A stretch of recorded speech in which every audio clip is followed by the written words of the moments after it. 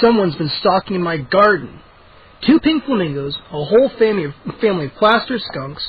Joe Burton's dad loves these tacky lawn ornaments, but then he brings home 2 ugly lawn gnomes, and that's when the trouble starts. Late at night, when everyone's asleep, someone's creeping in the garden, whispering nasty things, smashing melons, smashing tomatoes. No way 2 dumb old lawn ornaments could be causing all the trouble.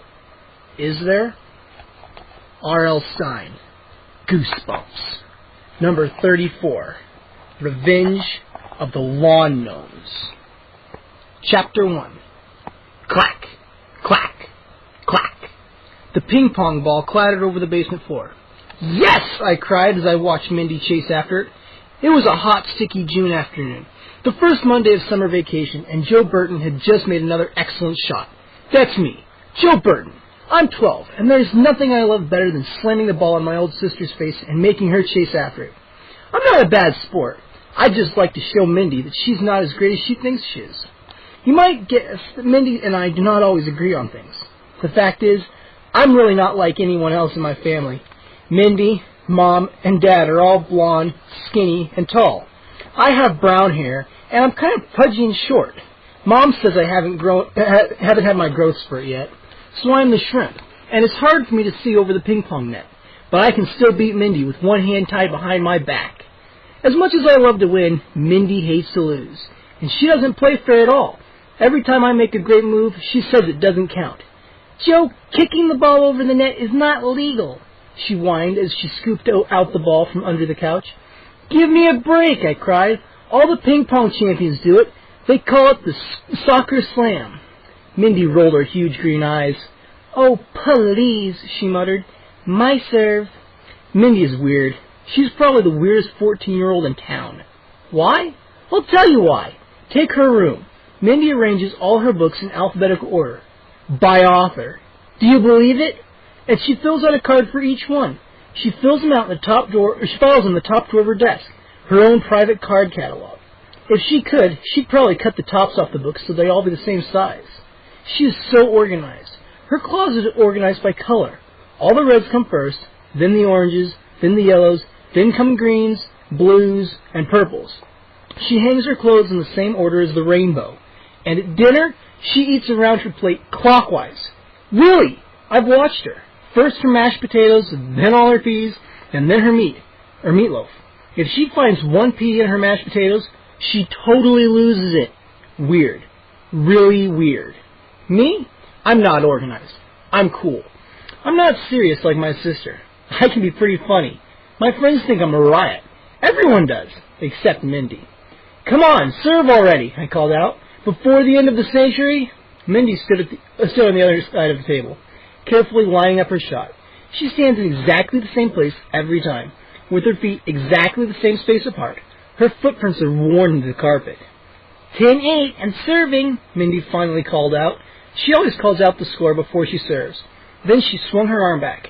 I held the paddle up to my mouth like a microphone. She pulls her arm back, I announced. The crowd is hushed. It's a tense moment. Joe, stop acting like a jerk, she snapped. I have to concentrate. I love pretending I'm a sports announcer. It drives Mindy nuts. Mindy pulled her arm back again.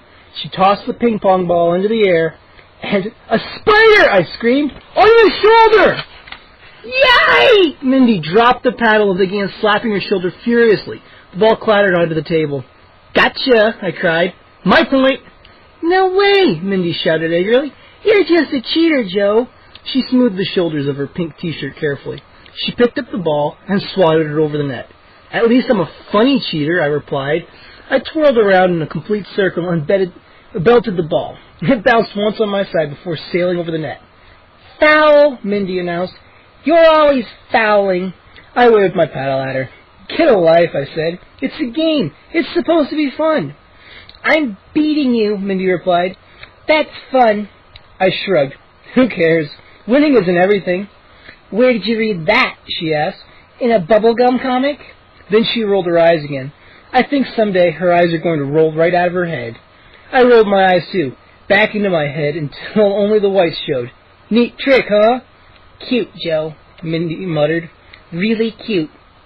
You'd better watch out. One day your eyes might not come back down, which would be an improvement. Lame joke, I replied. Very lame. Mindy lined up her feet carefully again. She's in her serve position, I spoke into my paddle. She's nervous. She's... Joe, Mindy whined. Quit it! She tossed the ping-pong ball into the air. She swung the paddle and... Gross! I shouted. What's that big green glob hanging out of your nose? Mindy ignored me this time. She tapped the ball over the net.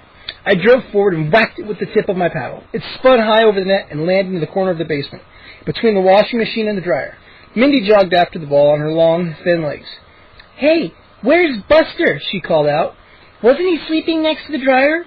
Buster is our dog, a giant black Rottweiler with a head the size of a basketball. He loves snoozing on the old sleeping bag we keep in the corner of the basement, especially when we're down here playing ping pong. Everyone is afraid of Buster for about 3 seconds. Then he starts licking them with his long, wet tongue, or rolls onto his back and begs to have his belly scratched. Where is he, Joe? Mindy bit her lip. He's around here somewhere, I replied. Why are you always worrying about Buster? He weighs over 100 pounds. He can take care of himself. Mindy frowned. Not if Mr. McCall catches him. Remember what he said the last time Buster chomped on his tomato plants? Mr. McCall is our next-door neighbor. Buster loves McCall's yard. He likes to nap under the huge shady elm tree and dig little holes all over their yard, and sometimes big holes, and snack in their vegetable garden. Last year, Buster dug up every head of Mr. McCall's lettuce and ate his biggest zucchini plant for dessert. I guess that's why Mr. McCall hates Buster. He said the next time he catches him in his garden, he's going to turn him into fertilizer. My dad and Mr. McCall are the two best gardeners in town. They're nuts about gardening. Totally nuts. I think working in a garden is kind of fun, too, but don't let that get around. My friends think gardening is for nerds. Dad and Mr. McCall are always battling it out at the annual garden show. Mr. McCall usually takes first place, but last year, Dad and I won the blue ribbon for our tomatoes. That drove Mr. McCall crazy. When Dad's name was announced, Mr. McCall's face turned as red as our tomatoes. So Mr. McCall is desperate to win this year. He started stocking up on plant food and bug spray months ago, and he planted something that nobody else in North Bay grows. Strange orange-green melons called casabas. Dad says that Mr. McCall has made a big mistake. He says the casabas will never grow any bigger than tennis balls. The growing season in Minnesota is too short. McCall's garden loses, I declared. Our tomatoes are definitely going to win again this year, and thanks to my special soil, they'll grow as big as beach balls. So will your head, Mindy shot back. I stuck out my tongue and crossed my eyes. It seemed like a good reply. Whose serve is it? I asked. Mindy was taking so long I lost track. It's still my serve, she replied, carefully placing her feet. We were interrupted by footsteps. Heavy, booming footsteps on the stairs behind Mindy. Who's that? Mindy cried. And then he appeared behind her, and my eyes nearly bulged right out of my head. Oh no, I screamed. It's McCall! Chapter 2. Joe! He roared. The floor shook as he stomped toward Mindy. All the color drained from Mindy's face. Her hand grasped her paddle so tightly that her knuckles turned white. She tried to swing around to look behind her, but she couldn't. Her feet were frozen in her ping-pong ball footprints. McCall's hands balled into two huge fists, and he looked really, really angry. I'm gonna get you, and this time I'm gonna win. Throw me a paddle. You jerk, Mindy sputtered. I knew it wasn't Mr. McCall. I knew it was Moose. Moose is Mr. McCall's son, and my best friend. His real name is Michael, but everyone calls him Moose, even his parents. Moose is the biggest kid in the whole 6th grade, and the strongest. His legs are as thick as tree trunks, and so is his neck. He's very, very loud, just like his dad. Mindy can't stand Moose. She says he's a gross slob. I think he's cool. Yo, Joe, Moose bellowed. Where's my paddle? His big arm muscles bulged as he reached out to grab mine. I pulled my hand back, but his beefy hand slapped my shoulder so hard that my head nearly rolled off. Whoa! I yelped. Moose let out a deep laugh that shook the basement walls, and then he ended it with a burp. Moose, you're disgusting, Mindy groaned. Moose scratched his dark brown crew cut. Gee, thanks, Mindy. Thanks for what? She demanded. For this. He reached up and snatched the paddle right out of her hand. Moose swung Mindy's paddle around wildly in the air. He missed a hanging lamp by an inch. "Ready for a game, Joe?" He threw the ping-pong ball into the air and drew his powerful arm back. Wham! The ball rocketed across the room. It bounced off 2 walls and flew back over the net toward me. "Foul!" Mindy cried. "That's not allowed." "Cool!" I exclaimed. I dove for the ball and missed. Moose had an amazing serve. Moose slammed the ball again. It shot over the net and whacked me in the chest. Whack! "Hey!" I cried. I grabbed the stinging spot. "Good shot, huh?" He grinned. "Yeah, but you're supposed to hit the table," I told him. Moose pumped his fists into the air. "Super Moose!" he bellowed. "Strong as a superhero!" My friend Moose is a pretty wild guy. Mindy says he's a total animal. I think he's just got a lot of enthusiasm. I served while he was still throwing his arms around. "Hey, no fair!" he declared. Moose charged the table and clobbered the ball and flattened it into a tiny white pancake. I groaned. "That's ball number 15 for this month," I announced. I grabbed the little pancake and tossed it into the blue plastic milk crate on the floor. The crate was piled high with dozens of flattened ping-pong balls. "Hey, I think you broke your record," I declared. "All right!" Moose exclaimed. He leaped on top of the ping-pong table and began jumping up and down. "Super Moose!" he yelled. "Stop it, you jerk!" Mindy screamed. "You're going to break the table!" She covered her face with her hands. "Super Moose! Super Moose!" he chanted. The ping-pong table swayed. Then it sagged under his weight. He was even starting to get on my nerves now.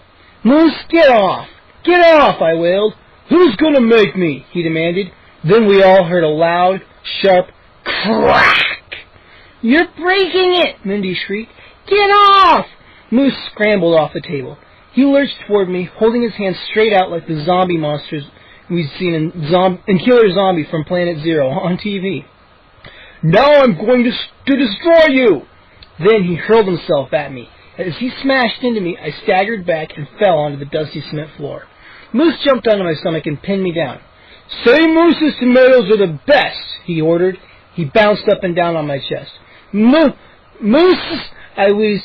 "I can't breathe. Really. Help!" "Say it," Moose insisted. He placed his powerful hands around my neck and squeezed. "Ugh!" I gagged. I couldn't breathe. I couldn't move. My head rolled to the side. "Moose!" I heard Mindy shriek. "Let him go! Let him go! What have you done to him?" Chapter 3. "Mindy!" I moaned. Moose pulled his hands from my throat and lifted his powerful body off my chest. "What did you do to him, you big monster?" Mindy shrieked. She knelt down by my side and bent over me. She brushed my hair from my eyes. "You're, I stopped and coughed weakly. "What, Joe? What is it?" Mindy demanded softly. "You're a sucker!" I exclaimed, and burst out laughing. Mindy jerked her head back. "You little weasel! Tricked you! Tricked you!" I cheered. "Way to go, dude!" Moose grinned. I scrambled to my feet and slapped Moose a high five. "Sucker! Sucker!" we chanted over and over. Mindy folded her skinny arms in front of her and glared at us. "Not funny," she snapped. "I'm never going to believe another word you say. Never!" "Oh, I'm so scared," I said. I knocked my knees together. "See? My knees are trembling." "I'm shaking too," Moose joined in, wiggling his whole body. "You guys are totally juvenile," she announced. "I'm out of here." She slid her hands into the pockets of her white shorts and stomped away. But then she suddenly stopped a few feet from the stairs. In front of the high basement window, the window that looked out over onto the McCall's front yard, she stared up through the window's sheer white curtain for a second. She squinted her eyes. Then she cried out, "No! Oh, no!" "Nice try," I replied, flicking a dust ball from the carpet in her direction. There's nothing out there. I'm not falling for your lame trick." "No, it's Buster!" Mindy cried. "He's next door again." "Huh?" I sprinted to the window and jumped onto a chair. I yanked the filmy curtain aside. Yes, there sat Buster in the middle of the vegetable patch that covered Mr. McCall's front yard. "Oh, wow, he's in the garden again," I murmured. "My garden? He better not be," Moose declared, stomping up behind me. He shoved me off the chair to take a look. If my dad catches Buster and his vegetables, he'll turn that big mud into mulch. Come on, hurry, Mindy pleaded, tugging on my arm. We have to get Buster out of there, right away, before Moose's dad catches him. Moose, Mindy, and I raced upstairs and out the front door. We charged across our front yard towards McCall's house. At the edge of our lawn, we leaped across the line of yellow and white petunias that Dad had planted. It separates our yard from the McCall's garden. Mindy squeezed her fingernails deep into my arm. Buster is digging, she cried. He's going to destroy the melons. Buster's powerful front paws worked hard. He scraped at the dirt and green plants. Mud and leaves flew everywhere. Stop that, Buster, Mindy pleaded. Stop that now. Buster kept digging. Moose glanced at his plastic wristwatch. You'd better get that dog out of there fast, he warned. It's almost 6 o'clock. My dad comes out to water the garden at 6 sharp. I'm terrified of Mr. McCall. I admit it. He's so big he makes Moose look like a shrimp, and he's mean. Buster, get over here, I begged. Mindy and I both shouted to the dog, but Buster ignored our cries. Don't just stand there. Why don't you pull that dumb mud out of there, Moose demanded. I shook my head. We can't. He's too big and stubborn. He won't budge. I reached under my T-shirt and searched for the shiny metal dog whistle I wear on a cord around my neck. I wear it day and night, even under my pajamas. It's the only thing Buster will obey. It's 2 minutes to 6, Moose warned, checking his watch. Dad will be out here any second. Blow the whistle, Joe, Mindy cried. I brought the whistle up to my mouth and gave a long, hard blow. Moose snickered. That whistle's broken, he said. It didn't make a sound. It's a dog whistle, Mindy replied in a superior tone. It makes a really high-pitched sound. Dogs can hear them, but people can't. See? She pointed to Buster. He had lifted his nose out of the dirt and pricked up his ears. I blew the whistle again. Buster shook the dirt from his fur. 30 seconds and counting, Moose told us. I blew the silent dog whistle one more time. Yes! Buster came trotting slowly toward us, wagging his stumpy tail. Hurry, Buster, I pleaded. Hurry! I held my arms open wide. Buster, run! Don't trot, Mindy begged. Too late. We heard a loud slam. Moose's front door flew open, and Mr. McCall stepped out. Chapter 4. Joe! Come over here now! Moose's dad barked at me. He lumbered toward his garden, his big belly bouncing in front of him under his blue T-shirt. Get over here, boy! On the double! Mr. McCall is retired from the Army. He's used to barking out orders and having them obeyed. I obeyed. Buster trotted by my side. Was that dog in my garden again? Mr. McCall demanded, eyeing me coldly. His cold stare could make your blood freeze. No, sir, I stammered. Buster settled down beside me with a loud yawn. I usually don't tell lies, except to Mindy, but Buster's life was on the line. I had to save Buster, didn't I? Mr. McCall bounced up to his vegetable patch. He circled his tomatoes, his corn, his zucchini, his cassava melons. He examined each stalk and leaf carefully. Oh, wow, I thought. We're in major trouble now. Finally, he gazed up at us. His eyes narrowed. If that mutt wasn't in here, why is the dirt all pawed up? Maybe it was the wind, I replied softly. It was worth a try. Maybe he'd believe it. Moose stood silently next to me. The only time he's quiet is when his dad is around. Mr. McCall, Mindy began, we'll make sure Buster stays out of your yard. We promise. Then she smiled her sweetest smile. Mr. McCall scowled. All right, but if I catch him even sniffing at my melons, I'm calling the police and having that dog hauled off to the pound. And I mean it. I gulped. I knew he meant it. Mr. McCall doesn't kid around. Moose, Mr. McCall snapped, bring the hose out here and water these cassavas. I told you they need to be watered at least 5 times a day. See you later, Moose muttered. He ducked his head and ran toward the back of his house for the hose. Mr. McCall shot one more dark glance at us, then he lumbered up from his front step and slammed the door. Maybe it was the wind, Mindy rolled her eyes again. Wow, that was fast thinking, Joe, she laughed. Oh, yeah? Well, at least I had an answer, I replied. And remember, it was my whistle that saved Buster. All you did was smile that phony smile. Mindy and I headed toward our house, arguing all the way. But we stopped when we heard a low moan, a frightening sound. Buster cocked his ears. Who's that? I whispered. A second later, we found out. Dad lurched around the side of the house, carrying a big watering can. He was wearing his favorite gardening outfit, sneakers with holes in both toes, baggy plaid shorts, and a red T-shirt that said, "I'm all thumbs in the garden."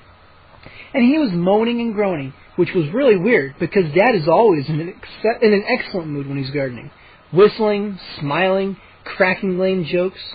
But not today. Today something was wrong. Really wrong. "Kids, kids," he moaned, staggering towards us. "I've been looking for you." "Dad, what is it? What's wrong?" Mindy demanded. Dad clutched his head and swayed from side to side. He took a deep breath. I have something terrible to tell you." Chapter 5. "What, Dad?" I cried. "Tell us." Dad spoke in a hoarse whisper. "I found a fruit fly on our tomatoes, on our biggest tomato, the Red Queen." He wiped his sweaty forehead. "How could this happen? I misted, I sprayed, I pruned, twice this week alone." Dad shook his head in sorrow. "My poor tomatoes. If that fruit fly ruins my Red Queen, I'll have to pull out the garden show." Mindy and I glanced at each other. I knew we were thinking the same thing. The adults around here were getting a little weird. "Dad, it's only one fruit fly," I pointed out. "It only takes one, Joe. Just one fruit fly, and our chances for a blue ribbon destroyed. We have to do something right away." "What about that new bug spray?" I reminded him.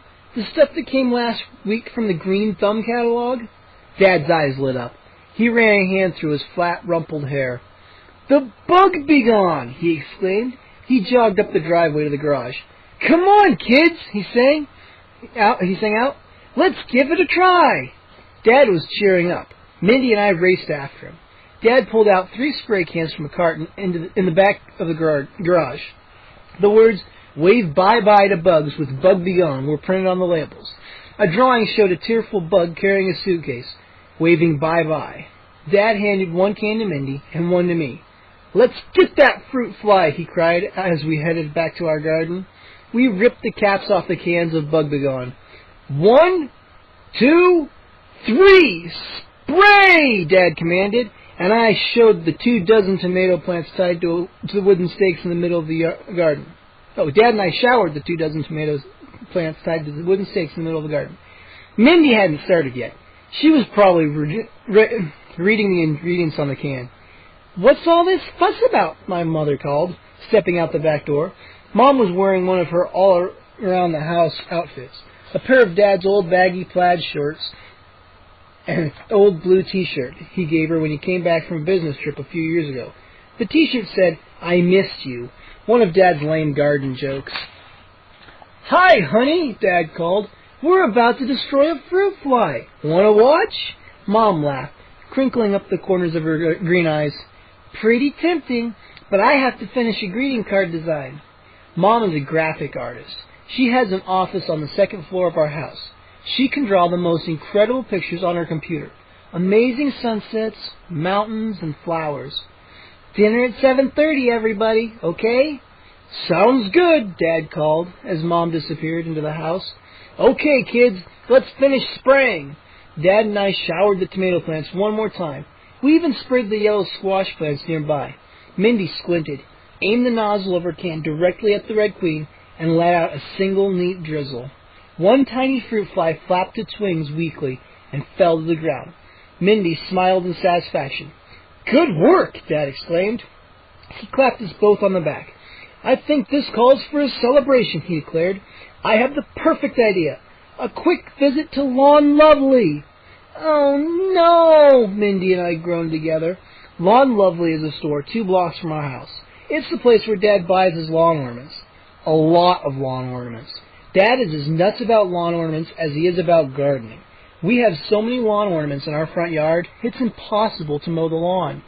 What a crowd scene. We have 2 pink plastic flamingos, a cement angel with huge white wings, a chrome ball on a silver platform, a whole family of plaster skunks, a fountain with 2 kissing swans, a seal that balances a beach ball on its nose, and a chipped plaster deer.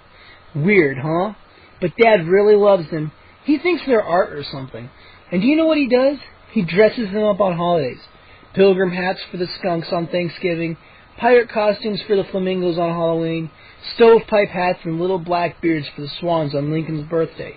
Of course, neat and tidy Mindy can't stand the lawn ornaments. Neither can Mom.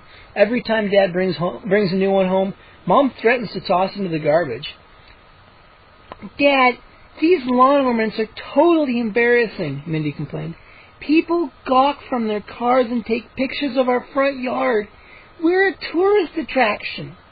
Oh, please, Dad groaned. One person took a picture. That was last Christmas when Dad dressed all the ornaments as Santa's helpers. Yeah, and that picture ended up in the newspaper, Mindy moaned. It was so embarrassing. Well, I think the ornaments are cool, I replied.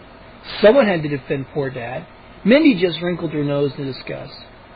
I know what really bugs Mindy about the ornaments. It's the way Dad sticks them in the yard, without any order. If Mindy had her way, they would be lined up like her shoes, in nice, neat rows. Come on, guys, Dad urged, starting down to the driveway.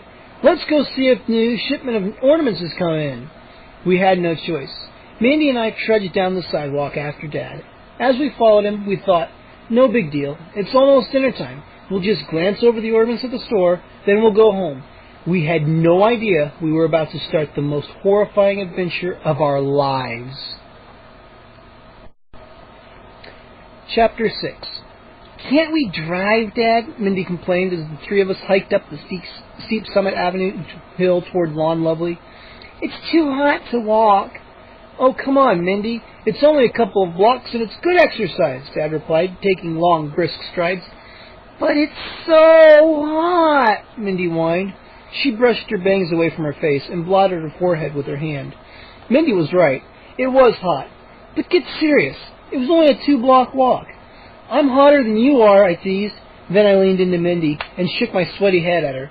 See? A few small beads of sweat flew onto Mindy's t-shirt. You are so gross, she shrieked, drawing back. Dad, tell him to stop being so disgusting. We're almost there, Dad replied. His voice sounded as if he were a million miles away. He was probably dreaming about buying his next lawn ornament. Just up the block I spotted the tall, pointy roof of Lawn Lovely. It jutted into the sky, towering over all the houses around it. What a weird place, I thought. Lawn Lovely is in an old, raggedy, 3-story house set back from the street. The whole building is painted pink, bright pink. The windows are covered with brightly colored shutters, but none of the colors match. I think that's another reason why Mindy hates this place. The old house is not in good shape. The wooden floorboards on the front porch are all sagging, and there's a hole in the porch where Mr. McCall fell through last summer. As we marched past the flagpole in the front yard, I spotted Mrs. Anderson in the driveway. She owns Lawn Lovely. She lives there, too, on the 2nd and 3rd floors. Mrs. Anderson kneeled over a flock of pink plastic flamingos. She was ripping off their plastic wrap and setting them in crooked rows on her lawn. Mrs. Anderson reminds me of a flamingo. She's real skinny and wears pink all the time. Even her hair is the sort of pink, like cotton candy. Lawn ornaments are the only thing Mrs. Anderson sells. Plaster squirrels, kissing angels, pink rabbits with wire whiskers, long green worms wearing little black hats, a whole flock of white geese. She has hundreds of ornaments, scattered all over her yard, up the front steps of the porch, and right through the door into the entire first floor of the house. Mrs. Anderson carefully unwrapped another flamingo and set it down next to a deer. She studied this arrangement, then moved the deer about an inch to the left. "Hello, Leela," my dad called out. Mrs. Anderson didn't answer. She's a little hard of hearing. "Hello, Leela," Dad repeated, cupping his hands around his mouth like a megaphone. Mrs. Anderson raised her head from the flamingos and beamed up at my dad.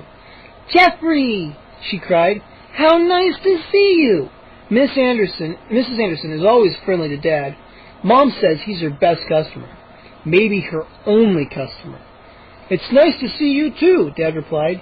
He rubbed his hands together, eagerly, and gazed around the lawn. Mrs. Anderson stuck one last flamingo into the ground. She made her way over to us, wiping her hands on her pink t-shirt. "You have something special in mind today?" she asked my father. Our deer is a little lonesome, he explained, shouting so that she could hear him. I think it needs company. Really, Dad, we don't need any more lawn ornaments, Mindy begged. Mom will be furious. Mrs. Anderson smiled. Oh, a lovely lawn always has room for one more. Right, Jeffrey? Right, Dad declared. Mindy pressed her lips together tightly. She rolled her eyes for the 100th time that day. Dad hurried over to a herd of wide-eyed plaster deer standing in the corner of the yard. We followed him. The deer stood about 4 feet tall. White spots dotted their reddish-brown bodies. Very lifelike. Very boring. He studied the deer for a few seconds. Then something caught his eye. 2 squat gnomes standing in the middle of the lawn. Well, well, what have we here? Dad murmured, smiling. I could see his eyes light up. He bent down to examine the gnomes. Mrs. Anderson clapped her hands together. Jeffrey, you have a wonderful eye for lawn ornaments, she exclaimed. I knew you'd appreciate the gnomes. They were carved in Europe. Very fine work. I stared at the gnomes. They looked like little old men. They were about 3 feet tall and very chubby, with piercing red eyes and large pointy ears. Their mouths curved up in wide, silly grins, and coarse brown hair sprouted from their heads. Each gnome wore a bright green short-sleeved shirt, brown leggings, and a tall, pointy orange hat. Both wore black belts tied tightly around their chubby waists. They're terrific, Dad gushed. Oh, kids, aren't they wonderful? They're okay, Dad, I said. Okay, Mindy shouted. They're horrible. They're so gross. They look so evil. I hate them. Hey, you're right, Mindy, I said. They are pretty gross. They look just like you. Joe, you are the biggest, Mindy started, but Dad interrupted her. We'll take them, he cried. Dad, no, Mindy howled. They're hideous. Buy a deer. Buy another flamingo. But not these ugly old gnomes. Look at the awful colors. Look at those evil grins. They're too creepy. Oh, Mindy, don't be silly. They're perfect, Dad exclaimed. We'll have so much fun with them. We'll dress them as ghosts for Halloween and Santa suits at Christmas. They'll look just like Santa's elves. Dad pulled out his credit card. He and Mrs. Anderson started toward the pink house to complete the sale. I'll be back in a minute, he called. These are the ugliest yet, Mindy groaned, turning to me. They're completely embarrassing. I'll never be able to bring any of my friends over again. Then she stomped off toward the sidewalk. I couldn't take my eyes away from the gnomes. They were kind of ugly, and even though they were smiling, there was something unfriendly about their smiles. Something cold about their glassy red eyes. Whoa, Mindy! Look! I cried. One of the gnomes just moved. Mindy slowly turned to face me. My wrist was held tightly in the chubby hand. I twisted and squirmed, tried to tug free. Let go, I squealed. Let go of me. Mindy! Hurry! I'm coming, she cried. Chapter 7. Mindy came racing across the yard. She leaped over the flamingos and sprinted around the deer. Hurry! I moaned, stretching my left arm out toward her. He's hurting me! But as my sister came near, her face twisted in fright. I couldn't keep a straight face any longer. I burst out laughing. Gotcha! Gotcha! I shrieked. I danced away from the plaster gnome. Mindy swung around to slug me. Swung and missed. Did you really believe that gnome grabbed me? I cried. Are you totally losing it? She didn't have time to reply. Dad came jogging down the pink porch steps. Time to bring our little guys home, he announced, grinning. He stopped and stared down happily at the ugly gnomes. But let's name them first. Dad names all of our lawn ornaments. Mindy let out a loud groan. Dad ignored her. He patted one of the gnomes on the head. Let's call this one Hap, because he looks so happy. I'll carry Hap. You kids take... He stopped and squinted at the other gnome. There was a small chip on the gnome's front tooth. Chip. Yep, we'll call this one Chip. Dad hoisted Hap into his arms. Whoa, he's an armful. He made his way toward the driveway, staggering under the gnome's weight. Mindy studied Chip. You take the feet, I'll grab the top, she ordered. Come on. 1, 2, 3, lift! I stooped down and grabbed the gnome by its legs. Its heavy red boots scraped my arm. I let out a cry. "Quit complaining," Mindy ordered. "At least you don't have this stupid pointy hat sticking in your face." We struggled down the hill, following Dad. Mindy and I inched forward, struggling side by side. "Everyone in the neighborhood is gawking at us," Mindy moaned. They were. Two girls from Mindy's school, wheeling their bikes up the hill, stopped and stared. Then they burst out laughing. Mindy's pale face grew as red as one of Dad's tomatoes. "I'll never live this down," she grumbled. "Come on, Joe, walk faster." I jiggled Chip's legs to make Mindy lose her grip, but the only thing she lost was her temper. "Quit it, Joe," she snapped, "and hold your end up higher." As we neared our house, Mr. McCall spotted us trudging up the block. He stopped pruning his shrubs to admire our little parade. "More lawn ornaments, Jeffrey?" he called out to Dad. I could hear him chuckling. Mr. McCall is mean to Mindy and me, but he and Dad get along fine. They're always kidding each other about their gardens. Mrs. McCall poked her head out the front door. "Cute," she called out, smiling at us from under her white baseball cap. "Come on in, Bill. Your brother's on the phone." Mr. McCall set his pruning shears down and went inside. We lugged Chip past the McCall's driveway and followed Dad into our front yard. "Over here," Dad instructed as he set Hap down in the far corner of the yard, next to Dear Leia. Dear Leia is the deer. Dad named her after Leia from Lawn Lovely. With our last bit of strength, we dragged Chip over to Dad. These ornaments were heavy. They weighed a lot more than our other ornaments. Mindy and I plopped the gnome down on the grass and collapsed in the dirt next to him. Whistling happily, Dad set Chip on one side of the deer and Hap on the other. He stepped back to study them. What cheerful little guys, he declared. "I've got to show your mom. She won't be able to resist them. They're too cute to hate."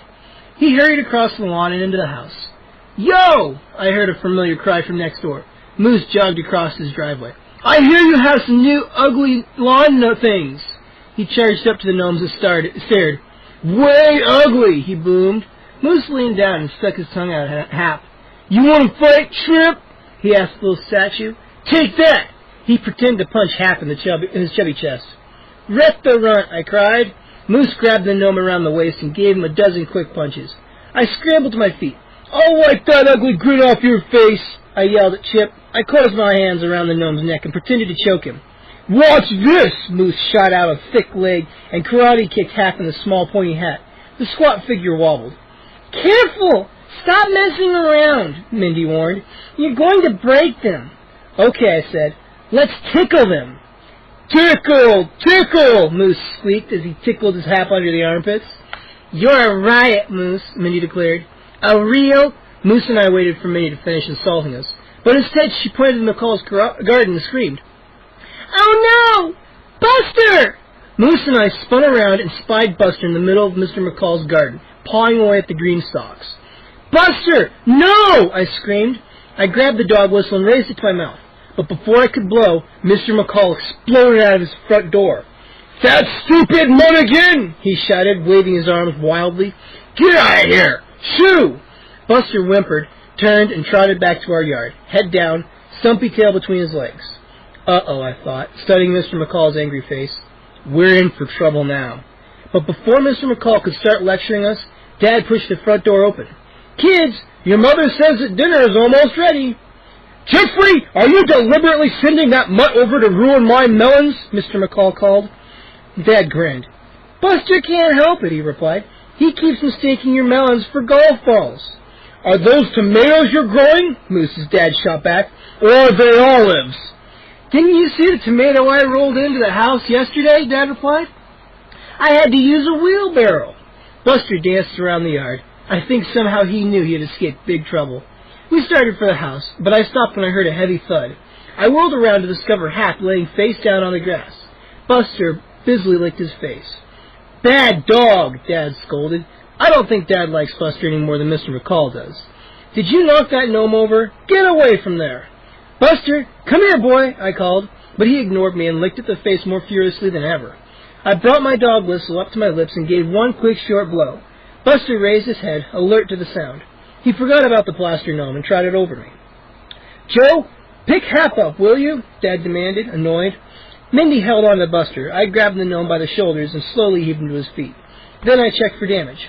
Legs, arms, neck, everything seemed okay. I raised my eyes to Hap's face and jumped back in surprise. I blinked a few times and stared at the gnome again. I don't believe it, I murmured. Chapter 8. The gnome smiled and vanished. Its mouth stood open wide, as if trying to scream. Hey! I choked out. What's wrong? Dad called. Is it broken? Its smile, I cried. Its smile is gone. It looks scared or something.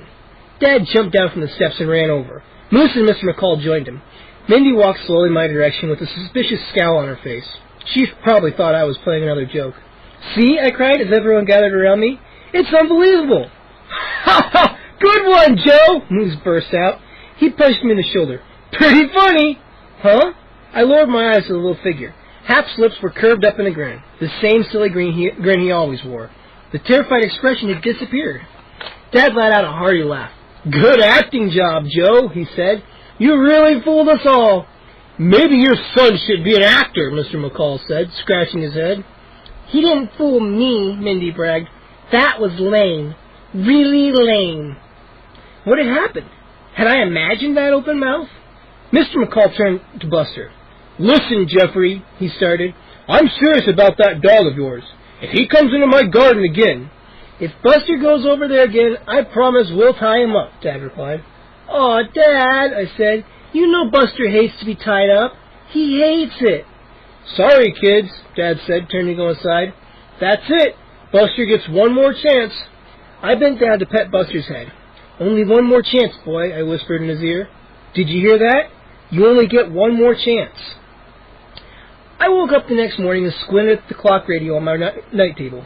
8 a.m. Tuesday, the second day of summer vacation. Excellent. I threw on my purple and white Vikings jersey and my gym shorts and ran downstairs. Time to mow the lawn. Dad and I had an agreement. If I mowed the lawn once a week all summer, Dad would buy me a new bike. I knew exactly which model I wanted, too. 21 gears and really fat tires. The coolest mountain bike ever. I'd be able to fly over boulders. I let myself out the front door and raised my face to the warm morning sun. It felt pretty good. The grass shimmered, still covered with dew. Joe! I heard a loud bellow. Mr. McCall's bellow. Get over here! Mr. McCall leaned over his vegetable patch. An angry red vein throbbed in his forehead. Oh no, I thought, as I edged toward him. What now? I've had it, he roared. If you don't tie that dog up, I'm calling the police. I mean it. Mr. McCall pointed to the ground. One of his cassava melons lay in the dirt, broken into jagged pieces. Melon seeds were scattered everywhere, and most of the orange fruit had been eaten away. I opened my mouth, but no sound came out. I didn't know what to say. Lucky for me, Dad showed up just in time. He was on his way to work. Is my son giving you some gardening advice, Bill? He asked. No jokes today, Mr. McCall snapped. He scooped up the broken pieces of melon and shoved them in my dad's face. See what your wild dog has done? Now I have only 4 melons left. Dad turned to me. His expression grew stern. I warned you, Joe. I told you to keep the dog in our yard. But Buster didn't do this, I protested. He doesn't even like melons. Buster skulked around behind the flamingos. His ears dropped flat against his head. His tail hung low between his legs. He looked really guilty. Well, who else could have done it? Mr. McCall demanded. Dad shook his head. Joe, I want you to tie Buster up in the back. Now. I saw that I had no choice. No way I could argue. Okay, Dad, I mumbled. I shuffled across the lawn and grabbed Buster's collar. I hauled him to the corner of the backyard and sat next to his red cedar doghouse. Stay, I commanded. I rummaged through the garden until I found a long piece of rope. Then, through the garage, till I found a long piece of rope. Then I tied Buster to the tall oak tree next to his doghouse. Buster whimpered. He really hates being tied up. I'm sorry, boy, I whispered. I know you didn't eat the melon.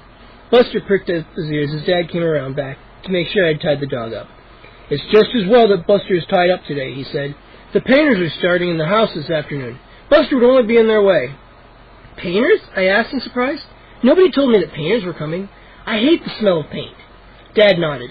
They're going to paint over that faded yellow, he said, pointing to the house. We're having the house painted white with black trim. Dad, about Buster, I started. Dad held up a hand to silence me. I have to get to work. Keep him tied up. We'll talk later. I watched him make his way to the garden. That is all Mr. McCall's fault, I thought. All of it. After Dad drove away, I stamped angrily into the garage and grabbed the lawnmower. I pushed the mower around the side of the house and into the front yard. Mindy sat on the front steps, reading. I rammed the mower forward. "I hate Mr. McCall," I exclaimed. I shoved the mower around a flamingo. I felt like slicing off its skinny legs. "He's such a jerk. I'd like to smash the other 4 stupid melons," I cried. "I'd love to wreck them all so Mr. McCall would leave us alone." "Joe, get a grip," Mindy called, peering up from her book. After I finished mowing, I ran into the house and grabbed a large plastic bag for the grass clippings. When I came back out, Moose was sprawled on our yard. Several brightly colored plastic rings lay scattered on the grass around him. "Think fast!" he cried. He hurled a blue plastic ring at me. I dropped the bag and leapt for it. "Nice catch," he said, scrambling to his feet. "How about a game of ring toss? We'll use the gnome's pointy hats." "How about using Mindy's pointed head?" I replied. "You are so immature," Mindy said. She stood and walked to the door. "I'm going to find some place quiet to read." Moose handed me a few rings. He flung a purple one towards Hap. The ring slid neatly around the gnome's hat. "What a throw!" he exclaimed. I took a ring and spun around like a discus thrower. I tossed 2 yellow rings at Chip. They slapped against the gnome's fat face and slipped to the ground. Moose chuckled. "You throw like Mindy. Watch me." He leaned forward and hurled 2 rings. They settled neatly around Chip's pointy hat. "Yes!" Moose cried. He flexed his bulging muscles. "Super Moose rules again!" We tossed the rest of the rings. Moose beat me, but only by 2 points. 10-8. "Rematch!" I cried. "Let's play again." I dashed over the gnomes and gathered up the rings. As I pulled a handful from Chip's hat, I stared into his face and gasped. What was that? A seed? An orange seed about half an inch long, stuck between the gnome's fat lips. Chapter 9. "Is that a melon seed?" I asked, my voice trembling. "Oh, what?" Moose stomped up behind me. "A melon seed," I repeated. Moose shook his head. He clapped a big hand against my shoulder. "You're seeing things," he declared. "Come on, let's play." I pointed to Chip's mouth. "I'm not seeing things. There, right there. Don't you see it?" Moose's gaze followed my finger. "Yeah, I see a seed. So what?" "It's a cassava melon seed, Moose, like the one scattered on the ground." How could a cassava melon seed find its way into Chip's mouth? There had to be an explanation, a simple explanation. I thought hard. I couldn't think of one. I brushed the seed from the gnome's lips and watched it flutter to the grass. Then I stared at the gnome's grinning face, into those cold, flat eyes, and the gnome stared back at me. I shivered in the heat. How did that seed get there, I wondered? How? I dreamed about melons that night. I dreamed that a cassava melon grew in our front yard. Grew and grew. Bigger than our house. Something startled me out of my melon dream. I fumbled for my alarm clock. 1 a.m. Then I heard a howl. A low, mournful howl. Outside the house. I jumped out of bed and hurried to the window. I peered into the shadowy front yard. The lawn ornament stood in silence. I heard the howl again. Louder. Longer. It was Buster, my poor dog, tied up in the backyard. I crept out of my room and down the dark hall. The house was quiet. I started down the carpet stairs. A steep step squeaked under my foot. I jumped, startled. A second later, I heard another creak. My legs were shaking. "Cool it, Joe," I told myself. "It's only the steps." I tiptoed through the darkened living room and into the kitchen. I heard a low rustling sound behind me. My heart started to pound. I whirled around. Nothing there. "You're hearing things," I told myself. I stumbled forward in the dark, closed my hand around the doorknob, and 2 powerful hands grabbed me from behind. Chapter 10. "Where do you think you're going?" Mindy. I breathed a sigh of relief and yanked myself away from her grasp. "I'm going for a midnight snack," I whispered, rubbing my neck. "I'm going to eat the rest of Mr. McCall's stupid melons." I pretended to cram my mouth full and chew. "Yum! Cassavas! I need more cassavas!" "Joe, you'd better not," Mindy whispered in alarm. "Hey, I'm kidding," I said. "Buster is howling like crazy. I'm going out to calm him down." Mindy yawned. "If Mom and Dad catch you sneaking out in the middle of the night, it'll just take a few minutes." I stepped outside. The damp night air sent a small chill down my back. I gazed up at the starless night sky. Buster's pitiful howls rose from the back. "I'm coming," I called in a loud whisper. "It's okay, boy." Buster's howls dropped to quiet whimpers. I took a step forward. Something rustled through the grass. I froze in place. and squinted into the darkness. Two small figures, scampered by the side of the house. They scraped across the yard and disappeared into the night. Probably raccoons. Raccoons? That's the answer. The raccoons must have eaten Mr. McCall's melon. I wanted to wake up Dad and tell him, but I decided to wait till morning. I felt much better. That meant that Buster could be set free. I made my way over to Buster and sat next to him on the dew-wet grass. "Buster," I whispered, "I'm here." His big brown eyes drooped sadly. I threw my arms around his furry neck. "You won't be tied up for long, Buster," I promised. "You'll see. I'll tell Dad about the raccoons first thing in the morning." Buster licked my hand gratefully. "And tomorrow I'll take you for a long walk," I whispered. "How's that, boy? Now go to sleep." I slipped back inside the house and jumped into bed.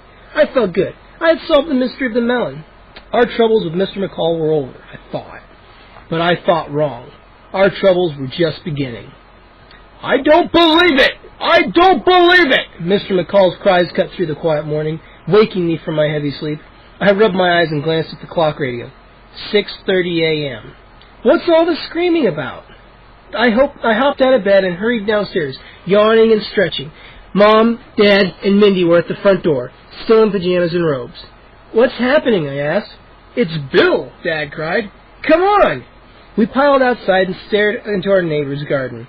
Mr. McCall hung over his vegetable patch in a tattered blue and white checkered robe. He grabbed frantically at his cassava melons, screaming. Moose and his mother stood behind Mr. McCall in their robes, wide-eyed and silent. Instead of her usual friendly smile, Moose's mom wore a grim frown. Mr. McCall lifted his head from the garden. "Ruined!" he roared. "They're totally ruined!" "Oh, boy," Dad muttered. "We'd better get over there, Marion." He started across our front lawn. Mom, Mindy, and I followed. "Take it easy, Bill," my dad said calmly as he stepped into the McCall's front yard. "Nothing is worth getting so upset about." "Easy? Take it easy?" Mr. McCall shrieked. The veins in his forehead throbbed. "The raccoons," I thought. "They attacked the cassavas again. I've got to tell Dad. Now. Before Buster gets blamed for this, too." Mr. McCall cradled his 4 cassava melons in his hands. They were still attached to the vine. "I came out to water my cassavas, and I found this! This!" He was too upset to finish. He held the melons out to us. "Whoa!" I cried in amazement. No raccoon could have done this. No way. Someone had taken a black marker and drawn big, sloppy, smiley faces on each melon. My sister shoved me aside to get a good look. "Joe!" she shrieked. "That's horrible! How could you?" Chapter 11. "What are you talking about?" Mr. McCall demanded. "Yes, Mindy, what are you talking about?" Mom asked. "I caught Joe sneaking outside last night," Mindy replied. "In the middle of the night, he told me he wanted to wreck the rest of the melons." Everyone turned to stare at me in horror, even Moose, my best friend. Mr. McCall's face was as red as a tomato again. I saw him clenching and unclenching his fists. Everyone stared at me in shocked silence. The smiley faces on the melons stared at me too. But, I sputtered. Before I could explain, Dad exploded. "Joe, I think you owe us an explanation. What were you doing outside in the middle of the night?" I felt my face grow red-hot with anger. "I went out to calm Buster down," I insisted. "He was howling. I didn't touch the melons. I would never do anything like that. I was only joking when I told Mindy I wanted to wreck them." "Well, this is no joke," Dad exclaimed angrily. "You're going to be grounded for the week." "But, Dad," I pleaded, "I didn't draw on those melons." "Make that 2 weeks," he snapped. "And I think you should mow Mr. McCall's grass and water his garden all month as an apology."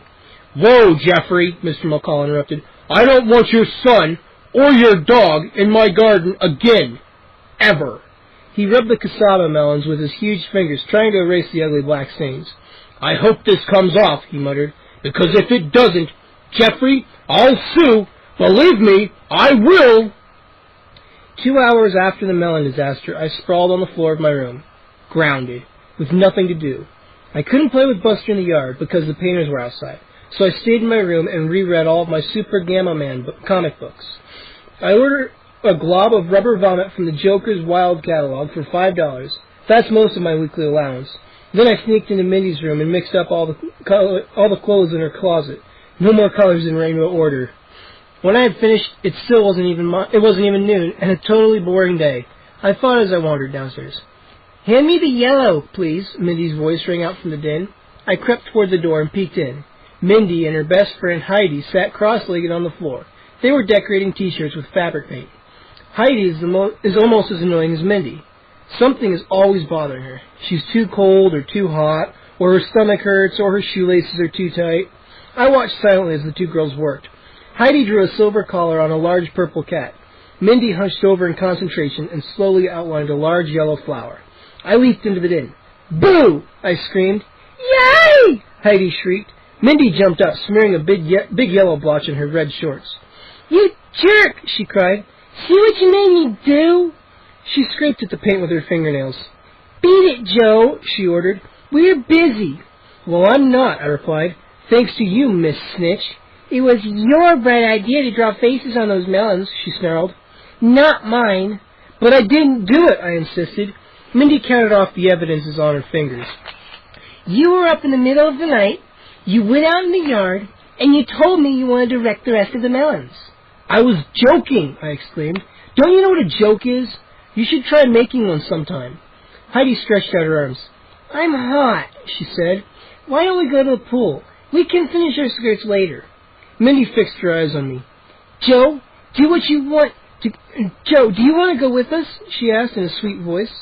"Whoops, I forgot. You're grounded." Then she burst out laughing. I turned and left the two girls in the den. I have to get out of this house, I thought. I headed for the kitchen, and the painter huddled together. Mom and the painter huddled together at the counter, checking paint swatches. "We want the onyx black for the trim, not the pitch black," she instructed, tapping the swatches.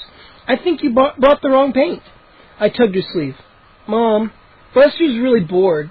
Can I take him for a walk?" "Of course not," she replied quickly. "You're grounded." "Please," I begged. "Buster needs a walk, and that paint smell is making me sick." I held my stomach and made gagging sounds. The painter shifted impatiently from foot to foot. Okay, Mom said. "Take the dog." "Excellent. Thanks, Mom," I cried. I darted through the kitchen and into the backyard. "Good news, Buster," I exclaimed. "We're free." Buster wagged his stumpy tail. I untied the long rope and clipped a short leash up to his collar. We walked about 2 miles, all the way down to Buttermilk Pond. That's our favorite stick-chasing spot. I tossed a fat stick into the water. Buster plunged into the cold pond and fetched it. We did that over and over until it was 3 o'clock. Time to go home. On the way back to the house, we stopped at the Creamy Cow. They have the best ice cream in town. I used the last bit of my allowance to treat us both to double-dip chocolate chip cookie dough cones. Buster liked the cookie dough, but he left all the chocolate chips on the ground. After we finished our ice cream, we continued home. Buster pulled at his leash excitedly as we strolled up the driveway. He seemed really happy to be back. He dragged me into the front yard and sniffed everything. The evergreen bushes, the flamingos, the deer, the gnomes. The gnomes. Was something different about the gnomes? I dropped Buster's leash and bent down for a closer look. I studied their fat little hands. What were those dark smudges on their fingertips? Dirt? I rubbed their chubby fingers, but the smudges remained. No, not dirt. I leaned in closer. Paint. Black paint. Chapter 12. Black paint. The same color as the smiley faces on Mr. McCall's cassavas. I swallowed hard. What's going on here? I wondered. How could the gnome's hands be covered in paint? I've got to show someone, I decided. Mom, she's in the house. She'll help me figure this out. As I reached our front door, I heard a scraping sound coming from McCall's yard. Buster! No! I shouted. Buster circled Mr. McCall's vegetable patch, his leash dragging behind him. I quickly shoved my hand under my T-shirt and yanked out my dog whistle. I blew it hard. Buster trotted right back to me. Good boy, I cried in relief. I shook my fingers in his face. I tried to be stern. Buster, if you don't want to be tied up, you have to stay out of that garden. Buster licked my finger with his long, sticky tongue. Then he turned to lick the gnomes. I watched. Buster slobber all over them. Oh no, I cried. Not again. Chips and Hap's mouth gaped open wide, and the same terrified expressions I had seen before, as if they were trying to scream. I slammed my eyes shut. I opened one slowly. The terrified expressions remained. What was going on here? Were the gnomes afraid of Buster? Was I going crazy? My hands trembled as I quickly tied Buster to the tree. Then I ran into the house to search for Mom. Mom! Mom! I panted breathlessly. I found her upstairs working in her office. You've got to come outside. Now! Mom whirled around from her computer. What's wrong? She demanded. "It's the gnomes!" I cried. "There's black paint on their hands, and they're not grinning anymore. Come out, you'll see." Mom slowly shoved her chair away from the computer. "Joe, if this is another joke..." "Please, Mom, it will just take a second. It's not a joke. Really." Mom led the way downstairs. She gazed at the gnomes from the front door. "See?" I cried, standing behind her. "I told you. Look at their faces. They look like they're screaming." Mom narrowed her eyes. "Joe, give me a break. Why did you get me away from my work? They have the same dumb grins they always have." "What?" I gasped. I ran outside. I stared at the gnomes. They stared back at me, grinning. "Joe, I really wish you'd stop the dumb gnome jokes," Mom said sharply. "They're not funny. Not funny at all. But look at the paint on their fingers." "That's just dirt," she said impatiently. "Please, go read a book or clean your room. Find something to do. You're driving me crazy." I sat down on the grass, alone, to think. I thought about the cassava seed on one of the gnomes' lips. I remembered the first time their mouths had twisted in horror. That was the first time Buster had licked them. And now they had paint on their fingers. It all added up. The gnomes are alive, I decided, and they're doing horrible things in McCall's garden. The gnomes? Doing horrible things? I must be losing my mind. Suddenly I didn't feel too well. Nothing made any sense. I stood up to go inside and heard whispers. Gruff whispers. Down at my feet. "Not funny, Joe," Hap whispered. "Not funny at all," Chip rasped. Chapter 13. Should I tell Mom and Dad what I heard? I wondered as we ate dinner that night. "How was everyone's day?" Dad asked cheerfully. He spooned some peas onto his dinner plate. "They'll never believe me." "Heidi and I rode our bikes to the pool," Mindy piped up. She arranged a mound of tuna casserole on her plate into a neat square. Then she flicked a stray pea away. "But she got a cramp in her leg, so we mostly sunbathed." I have to tell. "I heard something really weird this afternoon," I burst out. "Really, really weird." "You interrupted me," Mindy said sharply. She blotted her mouth carefully with her napkin. "But this is important," I exclaimed. I started shredding my napkin nervously. "I was in the front yard, all alone, and I heard whispers." I made my voice low and gruff. The voices said, "Not funny, Joe. Not funny." I don't know who it was. Nobody was there. I think it was the gnomes. Mom banged her glass of lemonade down on the table. "Enough with these gnome jokes," she declared. "No one thinks they're funny, Joe." "But it's true," I cried, crushing my shredded napkin into a ball. "I heard the voices." Mindy uttered a scornful laugh. "You are so lame," she said. "Please pass the bread, Dad." "Sure, honey," Dad replied, handing her the wooden tray of dinner rolls. And that was the end of that. After dinner, Dad suggested that we water the tomatoes. "Okay," I replied with a shrug. "Anything to get out of the house." "Want me to get the bug begone?" I asked as we stepped outside. "No, no," he gasped, his face turning ghostly pale.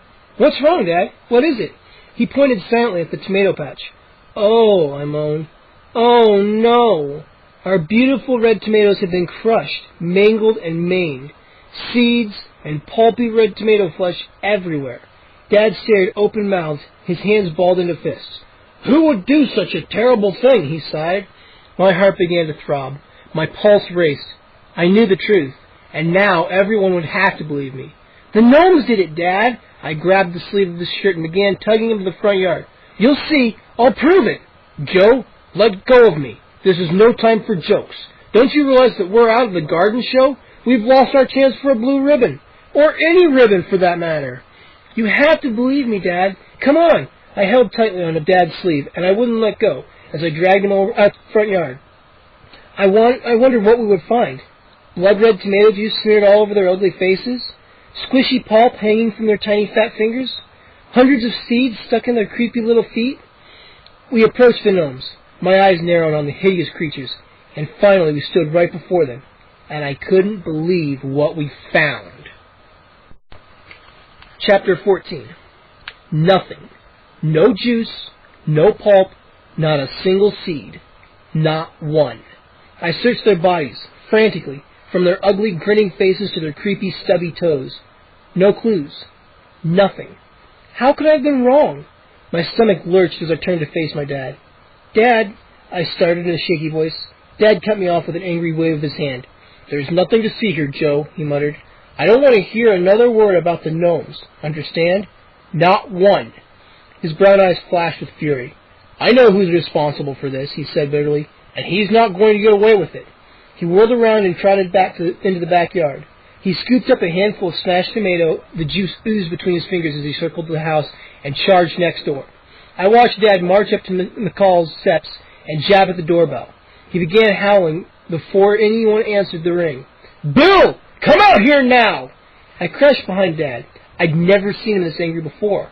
I heard the lock turn. The door swung open, and there stood Mr. McCall in a white jogging outfit, holding a half-eaten pork chop in one hand. "Jeffrey, what are you yelling about? It's difficult to digest with all this noise." He chuckled. "Well, digest this," Dad screamed. Then he brought his hand up and hurled the smashed tomatoes. They splattered against Mr. McCall's white T-shirt and dribbled down his white sweatpants. Some of the mushy pulp landed on his clean white sneakers. Mr. McCall stared down at his clothes in total disbelief. "Are you nuts?" he bellowed. "No, you are," my father shrieked. "How could you do this? For a stupid blue ribbon." "What are you talking about?" Mr. McCall shouted. "Oh, I see. Now you're going to play innocent. You're going to pretend you don't know anything." "Well, you're not going to get away with this." Mr. McCall stomped down the steps and planted himself about an inch away from my dad.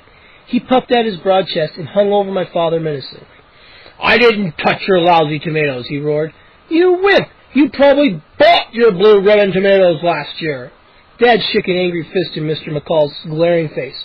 "My tomatoes were the best at the show. Yours looked like raisins next to mine. And whoever heard of growing casabas in Minnesota? Anyway, you're going to be the joke of the garden show." My whole body shuddered. They're going to get into a fist fight, I realized, and Mr. McCall will squash my dad. "Joke," Mr. McCall growled. "You're the joke. You and your sour tomatoes. And those stupid lawn ornaments. Now leave before I really lose control." Mr. McCall stomped up his front door. Then he spun around and said, "I don't want my son hanging around with Joe anymore. Your son probably wrecked your tomatoes just as he wrecked my melons." He disappeared into the house, slamming the door so hard the porch shook. That night I tossed and turned in bed for hours. Faces painted on melons, crushed tomatoes, whispering lawn gnomes. I couldn't think of anything else. It was way after midnight, but I couldn't sleep. The gnomes with their leering smiles danced before my closed eyes. Those grinning faces, laughing at me. Suddenly the room felt hot and stuffy. I kicked off the thin sheet that covered my legs, still too hot. I jumped out of bed and headed for my window. I threw it wide open. Warm, wet air rushed in. I rested my arms on the windowsill and peered out into the darkness. It was a foggy night. A thick gray mist swirled over the front yard. Despite the heat, I felt a chill down my back. I'd never seen it this foggy before. The fog shifted slightly. The angels slowly came into view as the fog moved away. Then the seal, the skunks, the swans, a flash of pink, the flamingos, and there stood the deer. Alone. All alone. The gnomes were gone. Chapter 15. "Mom! Dad!" I cried, racing to their bedroom. "Wake up! Wake up! The gnomes are gone!" Mom bolted straight up. "What? What's wrong?" Dad didn't budge. "It's the gnomes!" I shouted, shaking Dad's shoulder. "Wake up!" My father opened one eye and squinted up at me. "What time is it?" he mumbled. "Get up, Dad!" I pleaded. Mom groaned as she snapped on the lights next to her bed. "Joe, it's so late. Why did you wake us up?" They're gone!" I stammered. "They disappeared. I'm not kidding. I'm really not." My parents glanced at each other. Then they glared at me. "Enough!" Mom cried. "We're tired of your jokes, and it's the middle of the night. Get to bed." "Right now," Dad added sternly. "We've had just about enough of this nonsense. We're going to have a serious talk about this in the morning." But, I stammered. "Go," Dad shouted. I backed out of the room slowly, stumbling over someone's slipper. I should have realized that they wouldn't believe me, but someone had to believe me. Someone had to. I raced down the dark hall to Mindy's room. As I neared her bed, I could hear the whistling sound she always makes when she lies on her back. She was fast asleep. I stared down at her for a moment. Should I wake her? Would she believe me? I patted her on the cheek. "Mindy, wake up," I whispered. Nothing. I called her name again, a little louder. Her eyes fluttered open. "Joe?" she asked, drowsily. "Get up, quick," I whispered. "You have to see this." "Have to see what?" she groaned. "The gnomes. The gnomes have disappeared," I exclaimed. "I think they ran away. Please get up. Please." "The gnomes?" she mumbled. Come on, Mindy, get up, I pleaded. It's an emergency. Mindy's eyes shot wide open. Emergency? What emergency? It's the gnomes. They've really disappeared. You have to come outside with me. That's the emergency? She screeched. Are you crazy? I'm not going anywhere with you. You've totally lost it, Joe. Totally. But, Mindy, quit bugging me. I'm going back to sleep. Then she closed her eyes and pulled the sheet over her head. I stood in the dark, silent room. No one would believe me. No one would come with me. What should I do now? What? I imagined the gnomes ripping up every last vegetable in our garden, yanking out the yams and smashing the squash. And for dessert, chomping on the rest of Mr. McCall's cassavas. I knew I had to do something. Fast. I ran from Mindy's room and raced down the stairs. I jerked the front door open and sprinted outside. Outside into the murky fog. Swallowed up inside the thick blanket of mist, so dark and foggy I could barely see. I felt as if I were moving through a dark dream, a nightmare of grays and blacks. All shadows, nothing but shadows. I inched forward slowly, moving as if I were underwater.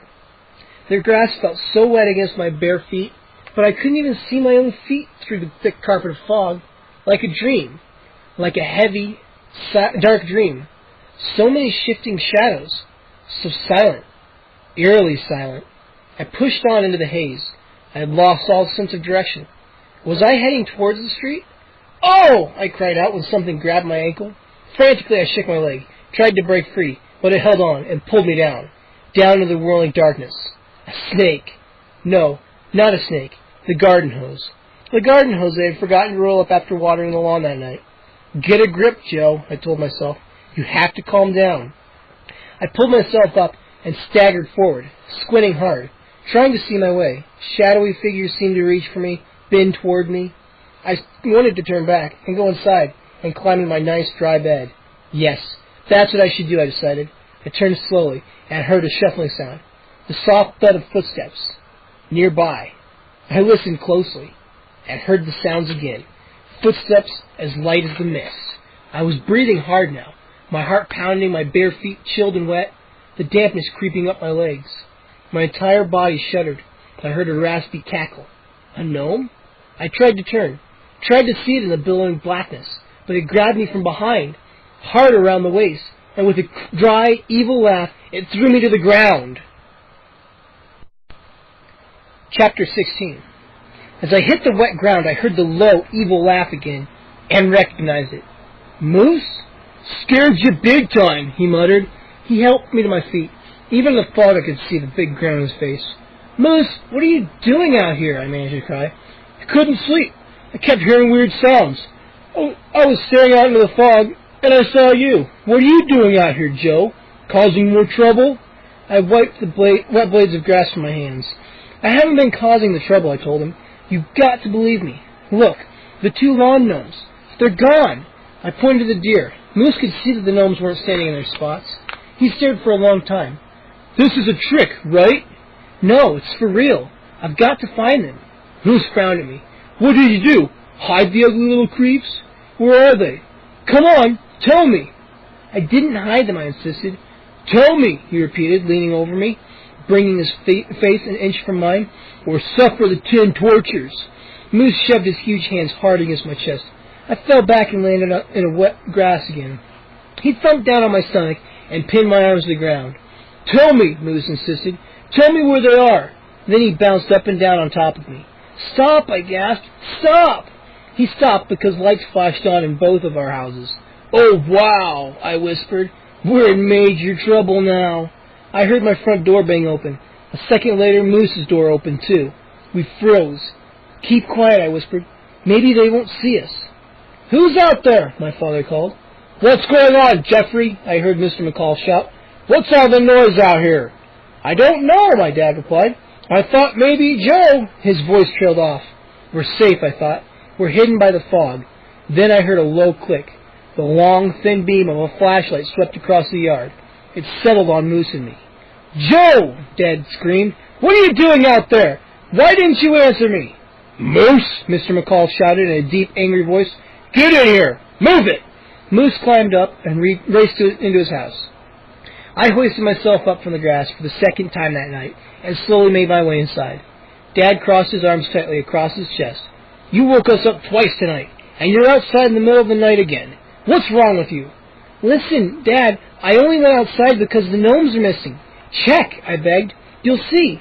My father glared at me with narrowed eyes. "These gnome stories are getting out of hand," he snapped. "I've had it. Now go upstairs before I ground you for the entire summer." "Dad, I'm begging you. I've never been so serious in my life. Please look," I pleaded. "Please, please." And then I added, "I'll never ask you for anything else again." I guess that's what convinced him. "Okay," he said, sighing wearily, "but if this is another joke..." My father stepped over to the living room window and peered out into the swirling fog. "Please let the gnomes still be gone," I prayed, silently. "Please let Dad see that I'm telling the truth. Please." Chapter 17. "Joe, you're right," my father declared. "The gnomes aren't out there." He believed me. Finally, I jumped up and shot a fist in the air. "Yes!" I cheered. Dad wiped at the moist glass pane with his pajama sleeve and squinted out the window again. "See, Dad? See?" I cried happily. "I was telling the truth. I wasn't joking." "Dear Lila's not there either," he said softly. "What?" I gasped, feeling my stomach churn. "No, the deer's there. I saw it."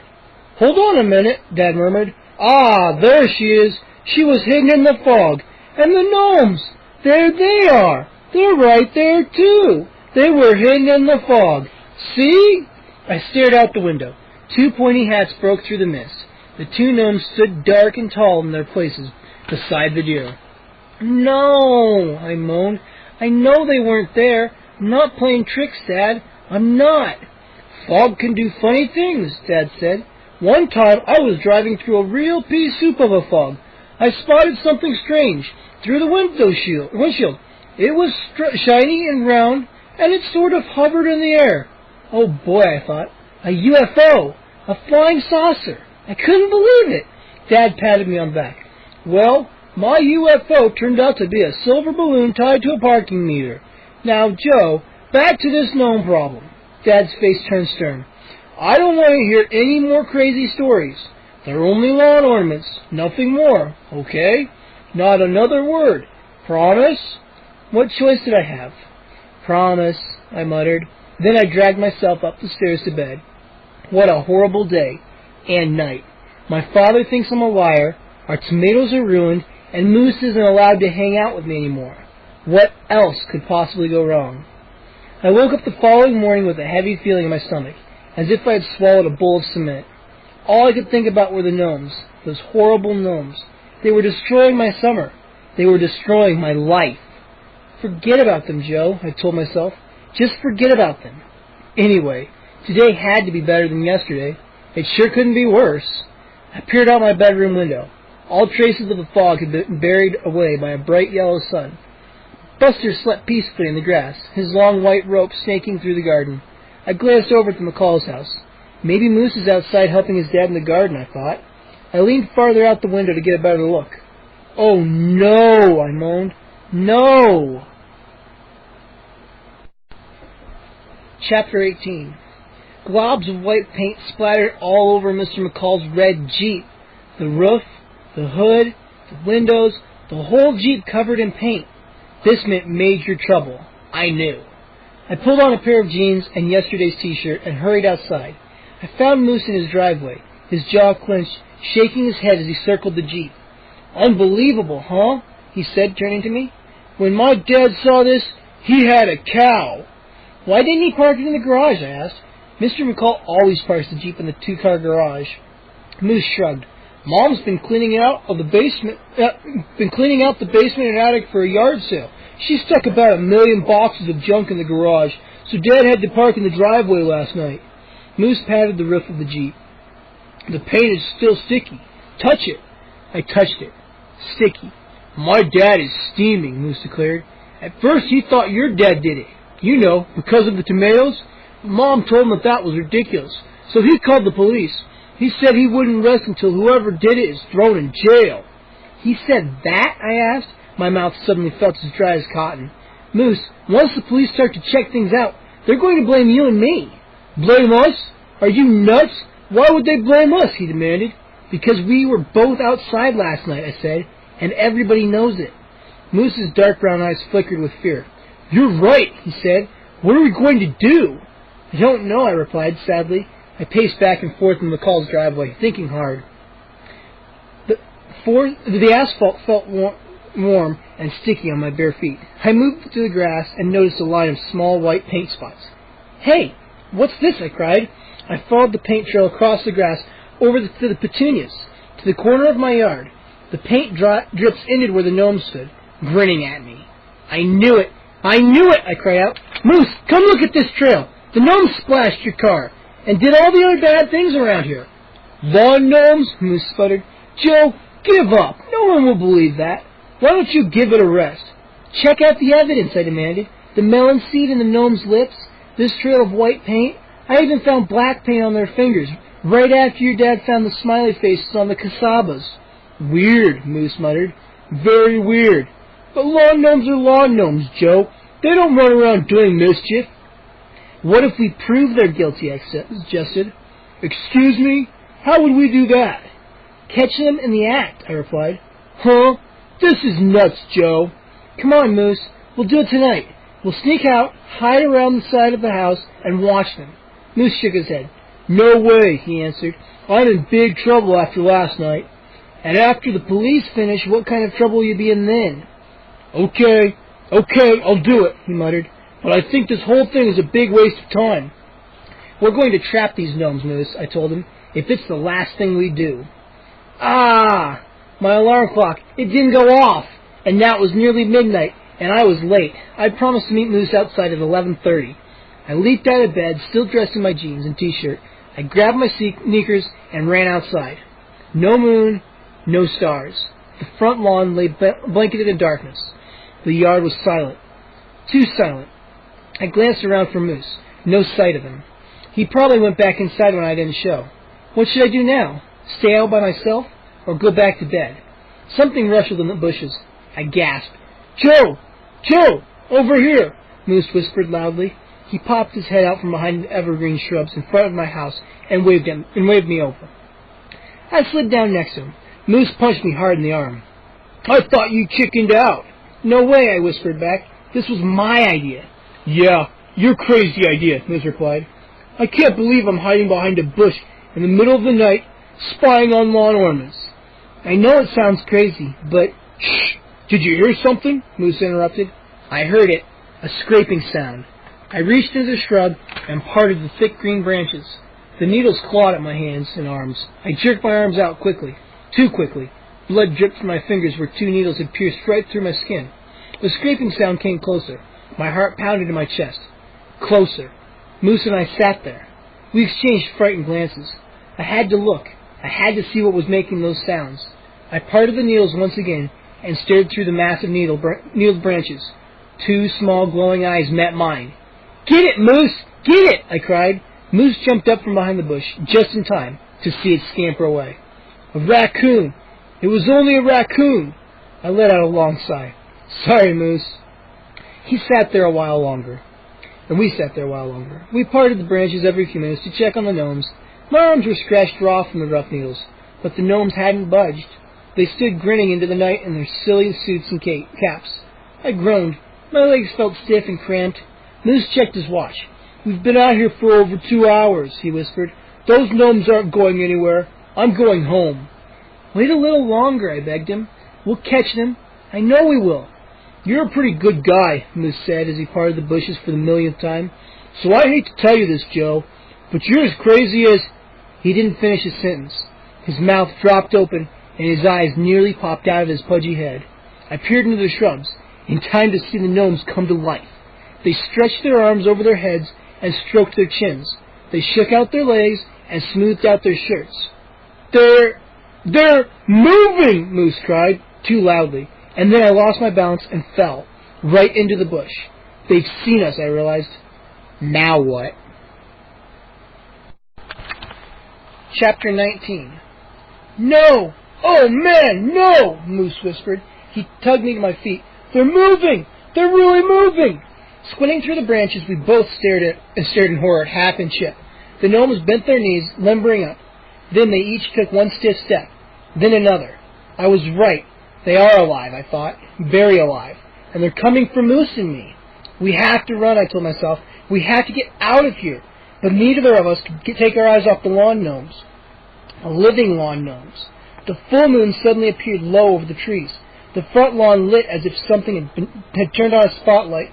The stocky figures swung their short, fat arms and began to run. Their pointed hats cut through the air like shark's fins. They scrambled toward us on their stumpy legs. Moose and I dropped to our knees and tried to hide. My whole body was trembling so hard, I was making the bush shake. The gnomes ran closer, so close I could see the dark red of their evil eyes and the white gleam of their grins. I clenched my fists so tightly my hands ached. What were they going to do to us? I shut my eyes and heard them run past. I heard thudding footsteps, whistling breaths. I opened my eyes to see them racing across the cement walk and around the side of the house. Moose, they didn't see us, I whispered happily. We helped each other to our feet. I felt dizzy. The dark ground tilted. My legs felt soft and rubbery, like jello. Moose wiped his sweaty brow. Where are they going? He whispered. I shook my head. I don't know, but we have to follow them. Come on! We gave each other a quick thumbs up and stepped out from our hiding place. I led the way. We moved across the cement walk and past the front porch, toward the side of the house. I stopped when I heard their raspy voices talking low, just up ahead. Moose grabbed my shoulder, his eyes wide open in alarm. I'm getting out of here. Now! I turned around. No, I pleaded. You've got to stay and help me catch them. We have to show our parents what's been going on here. He heaved a long sigh. It made me feel a little better to know that a big, tough guy like Moose was as frightened as I was. Finally, he nodded. Okay, let's go get them. Keeping in the dark shadow of the house, we made our way around to the back. I saw Buster sound asleep beside his doghouse in the center of the yard, and then I saw the two lawn gnomes. They were bent over the pile of paint and brushes and drop cloths the painters had left beside the garage. Moose and I hung back as Hap and Chip picked up 2 cans of black paint. They pried the cans open with their thick fingers. Giggling, the 2 gnomes swung back the open cans, and then hurled the black paint at the side of my house. The black paint splattered the fresh white paint, then dripped down in long, thick streaks. I clapped a hand over my mouth to keep from screaming. I knew it! I'd known it all along, but no one would believe me. The gnomes were behind all the trouble around here. The gnomes returned to the pile for more paint. We've got to stop them, I whispered to Moose. But how? Let's just tackle them, Moose suggested. Tackle them from behind and pin them down. It sounded simple enough. They were little, after all, smaller than us. Okay, I whispered, my stomach fluttering. Then we'll drag them into the house and show my parents. I took a deep breath and held it. Moose and I started to inch forward.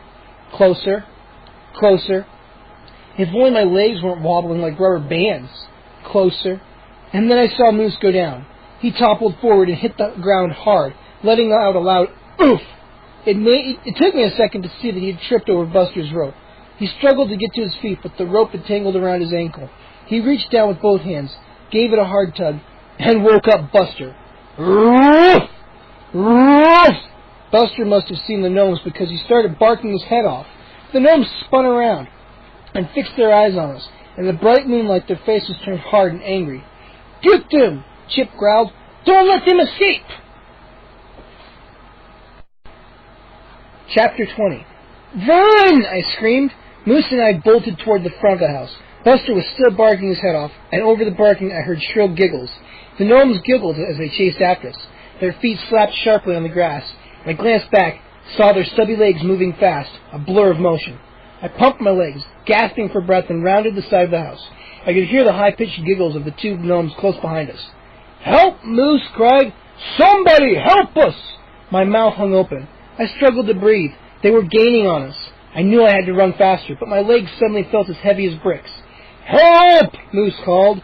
I glanced at the house. Why wasn't anyone waking up in there? We ran around the house and kept running. Why were Hap and Chip giggling like that? Because they knew they were going to catch us? I felt a stab of pain in my side. Oh no, a cramp. I felt Moose tugging me. Don't slow down, Joe. Keep going. The pain sharpened like a knife in my side. Can't run, I choked out.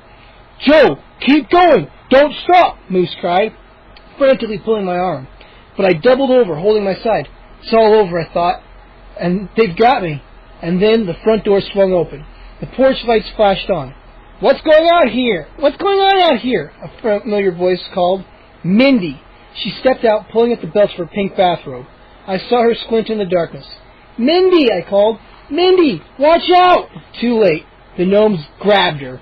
Giggling loudly, they pinned her arms behind her back, dragged her down the porch steps, carried her to the street.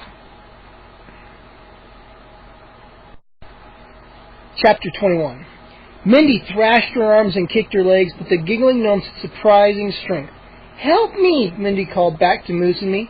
"Don't just stand there. Help me!" I swallowed hard. The pain in my side faded. Moose and I didn't say a word. We just started chasing after them. They had already carried Mindy to the street, their feet slapping on the pavement in the light from the street lamp. I saw Mindy struggling to free herself. Moose and I hurtled down the driveway. "Put her down!" I shouted breathlessly. "Put my sister down! Now!" More giggles. They scurried past the McCall's house, past the next two houses. Moose and I ran after them, shouting, begging them to stop. And then, to our shock, they did stop. In the shadow of a tall hedge, they set Mindy down and turned to us. "We mean you no harm," Chip said. The gnomes' expressions were serious now. Their eyes peered at us through the darkness. "I don't believe this," Mindy cried, straightening her robe. "This is crazy!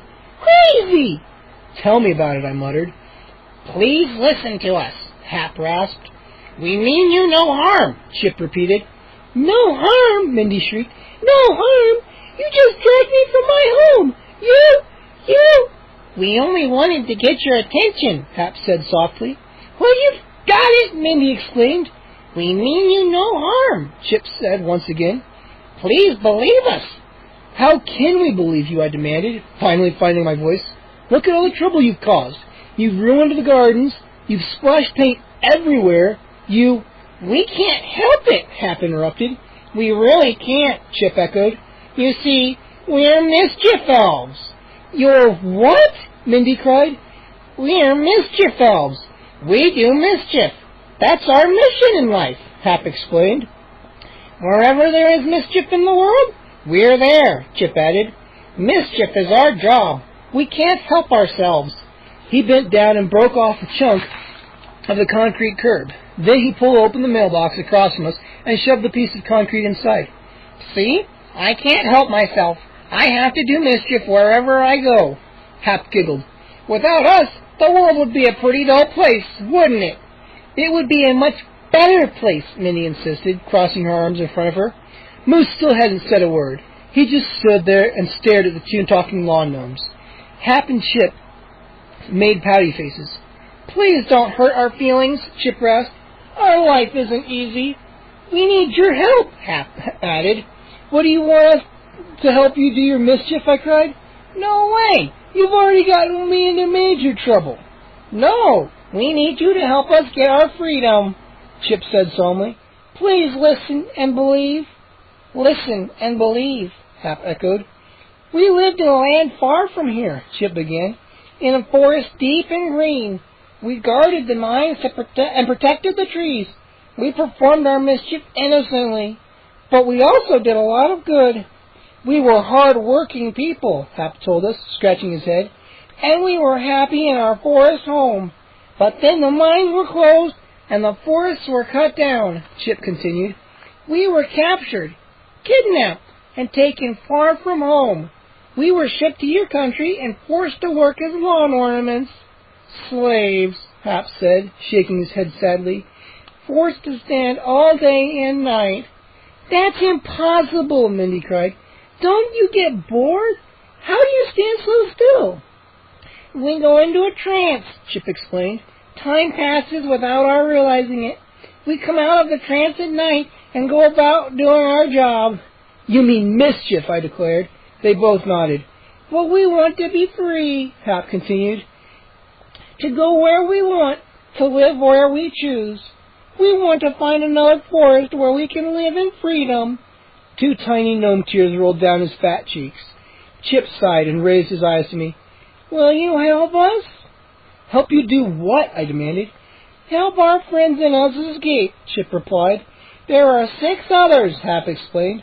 "They're locked in the basement at the store where you bought us. We need your help to set them free."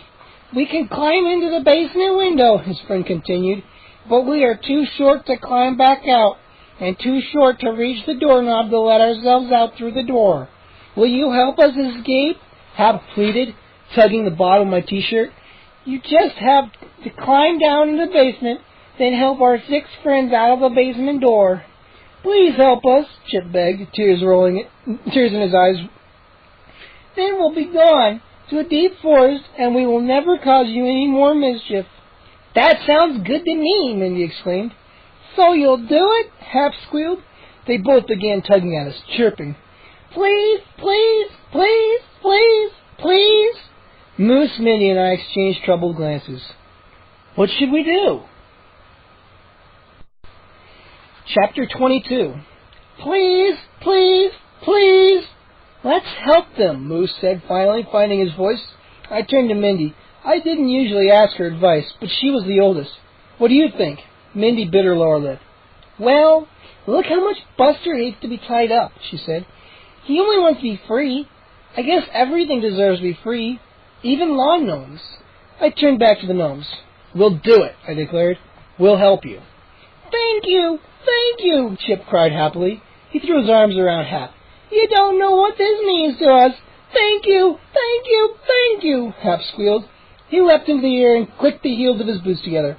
Hurry, let's go. Now? Mindy cried. It's the middle of the night. Can't we wait until tomorrow? No, please, now, Hap insisted. In the darkness, Chip added, while the store is closed. Please, let's hurry. I'm not dressed, Mindy replied. I really don't think we can go now. I think if we stay here longer, we'll have to do more mischief, Chip said with a wink. I sure didn't think that would I sure didn't want that to happen. Let's do it now, I agreed. And so the 5 of us crept along the dark street and up to the steep hill toward Lawn Lovely. Wow, did I feel weird. Here we were, walking around in the middle of the night with a couple of lawn ornaments, about to break into the store and set 6 more lawn ornaments free. The old pink house was a strange enough place during the day, but at night it was totally creepy. All those lawn animals, deer and seals and flamingos, stared at us through the darkness with blank, lifeless eyes. Were they alive too, I wondered? Hap seemed to read my mind. They're only for decoration, he sneered. Nothing more. The 2 excited gnomes made their way quickly across the wide lawn and around the side of Mrs. Anderson's house. Moose, Mindy, and I followed behind. Mindy clutched my arm with an ice-cold hand. My legs still felt wobbly, but my heart was pounding with excitement, not fear. Hap and Chip pointed to the long, low window that led down to the basement. I knelt down and peered inside. Total darkness. You're sure the other gnomes are down there, I asked. Oh, yes, Chip declared eagerly. All 6. They're waiting for you to rescue them. Please hurry, Hap pleaded, shoving me gently to the window, before the old woman hears us and wakes up. I lowered myself to the edge of the open window and turned back to my sister and Moose. We're coming right behind you, Moose whispered. Let's rescue them and get out of here, Mindy urged. Here goes, I said softly. I crossed my fingers and slid down into the darkness. Chapter 23. I bumped over the window frame and landed on my feet. A few seconds later, I heard Moose and Mindy slide in after me. I squinted into the blackness that surrounded us. I couldn't see a thing. I clicked my dry lips and sniffed the air. A sharp smell, like vinegar, filled the hot, damp basement. Sweat, I thought. Gnome sweat. I heard a low giggle from outside. Chip and Hap hurtled over the window ledge and thudded to the floor. Hey, guys, I whispered, but they scampered off in the darkness. What's going on here? Moose demanded. We've got to find the light switch, Mindy whispered, but before we could move, the ceiling lights all flashed on. I blinked in a sudden blaze of brightness, and then gasped as I stared across the vast basement at a sea of lawn gnomes. Not 6, 600, row after row of them, jammed against each other, staring at the 3 of us. Whoa, Moose cried. It's a mob!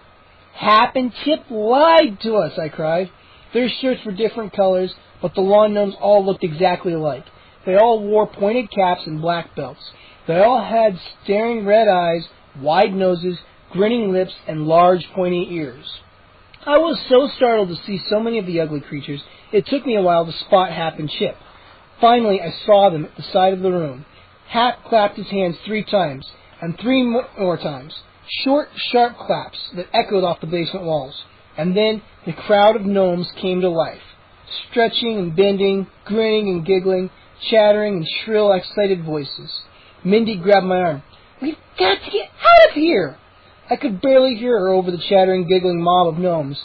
I glanced up at the basement window. It suddenly seemed so high, so far away. When I turned back, Hap and Chip had moved in front of us. They clapped their hands for attention. The hundreds of gnomes instantly fell silent. "We have brought you the humans," Hap announced, grinning happily. "We have kept our promise," Chip declared, giggles and cheering. And then, to my horror, the gnomes began moving forward. Their eyes flashed excitedly. They reached out their stubby arms toward us. The pointed hats bobbed and slid forward like sharks on the attack. Mindy, Moose, and I backed up to the wall. The gnomes crowded up against us. Their little hands plucked at my clothes, slapped my face, pulled my hair. "Stop!" I shrieked. "Get back! Get back!" "We came to help you," I heard Mindy scream.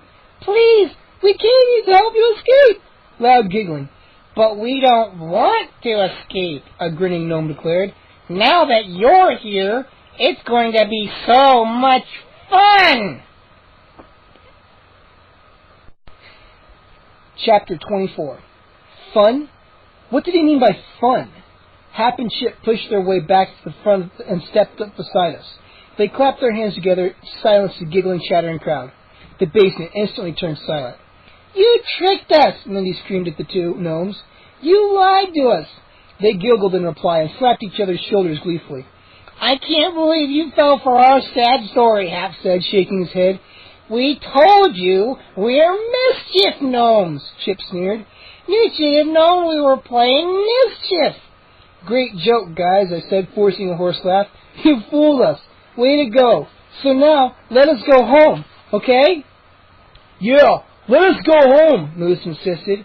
The whole room erupted in laughter. Hap shook his head. "But the mischief has just begun," he declared. Cheers and giggles. Chip turned to the crowd of excited gnomes. "So what shall we do with our lovely prisoners? Any ideas?" "Let's see if they bounce," a gnome called from near the back of the room. "Yeah, dribble them." "A dribbling contest." "No, bounce them against the wall. Bounce and catch." More cheers. "No, fold them into tiny squares. I love it when we fold humans into squares." "Yes, a folding contest," another gnome cried. "Fold them! Fold them! Fold them!" Several gnomes began to chant. "Tickle them," a gnome in front suggested. "Tickle them for hours." "Tickle! Tickle! Tickle!" The room rang out with their excited chants. "Fold them! Fold them! Fold them! Tickle! Tickle! Tickle! Dribble! Dribble! Dribble! Dribble!" I turned to Moose. He stared out at the crowd of chanting gnomes, dazed and frightened. His eyes bulged and his chin quivered. Mindy had her back pressed up against the basement wall. Her blonde hair was matted to her forehead. Her hands were jammed in the pockets of her bathrobe. "What are we going to do?" she asked me, shouting over the excited chants. Suddenly I had an idea. I raised my arms high over my head. "Quiet!" I screamed. The room instantly grew silent. Hundreds of red eyes glared at me. "Let us go," I demanded, "or the 3 of us will scream at the top of our lungs. We will wake Mrs. Anderson, and she will be down here in a second to rescue us." Silence. Had I frightened them? No. The gnomes burst into loud, scornful laughter. They slapped each other's shoulders, hooted, and giggled. "You'll have to do better than that," Hap grinned up at me. "We all know that Mrs. Anderson can't hear a thing." "Go ahead and shout," Chip urged. "Shout all you want. We like it when humans shout." He turned to Hap, and then the 2 of them slapped each other's shoulders and fell on the floor giggling gleefully, kicking their feet in the air. Over the vast basement, the chant started up again. "Tickle! Tickle! Tickle! Fold them! Fold them! Fold them! Dribble! Dribble! Dribble!" With a long sigh, I turned to my frightened sister and friend. "We're doomed," I muttered. "We don't have a chance." Chapter 25. "Tug of war! Tug of war!" I knew Chance started in the back of the room and swept up toward the front. "Yes," Hap and Chip declared happily. "Excellent mischief," Hap cried. "A tug of war. We'll tug them till they stretch," Chip shouted. "Stretch them! Stretch them! Tug of war! Tug of war!" "Joe, what are we going to do?" I heard Mindy's frightened voice over the enthusiastic Chance. "Think, Joe," I urged myself. "Think. There has to be a way out of this basement." But I felt so dazed. The chants rang in my ears. The grinning faces leered up at us. My thoughts were a jumbled mess. "Stretch them! Stretch them! Fold them! Fold them! Tickle! Tickle! Tickle!" Suddenly, over the shrill gnome voices, I heard a familiar sound. A dog's bark. Buster's bark. "Buster!" Mindy cried. "I hear him!" I did too, I exclaimed, turning and raising my eyes to the window above our heads. "He followed us! He must be right outside!" I desperately wished Buster could talk, could run home and tell Mom and Dad that we were in terrible trouble, but he could only bark. Or could he do more? I suddenly remembered how frightened Hap and Chip appeared whenever Buster came around. The terrified expressions on their faces. My heart fluttered with hope. Maybe the gnomes are afraid of dogs. Maybe Buster can scare them into letting us go. Maybe he can even frighten them back into their trance. I edged closer to my sister, and my back pressed against the wall. "Mindy, I think the gnomes are afraid of Buster. If we get him down here, I think he can save us." We didn't hesitate. All three of us started shouting up to the window. "Buster! Buster! Come here, boy!" Could he hear us over the chanting gnomes? Yes! His big head peered down at us through the window. "Good boy!" I cried. "Now come here! Come down here, Buster!" Buster's mouth opened. His pink tongue dripped from his mouth, and he started to pant. "Good doggy," I crooned. "Good doggy. Come down here. Fast. Come, boy. Come, Buster." Buster poked his head into the window and yawned. "Down, Buster," Mindy ordered. "Come down here, boy." He pulled his head out of the window and settled down on the ground outside. I could see his head resting on his paws. "No, Buster," I shrieked, shouting over the chants. "Come, boy. Don't lie down. Come, Buster. Come." Rolf! He pushed his head back into the window.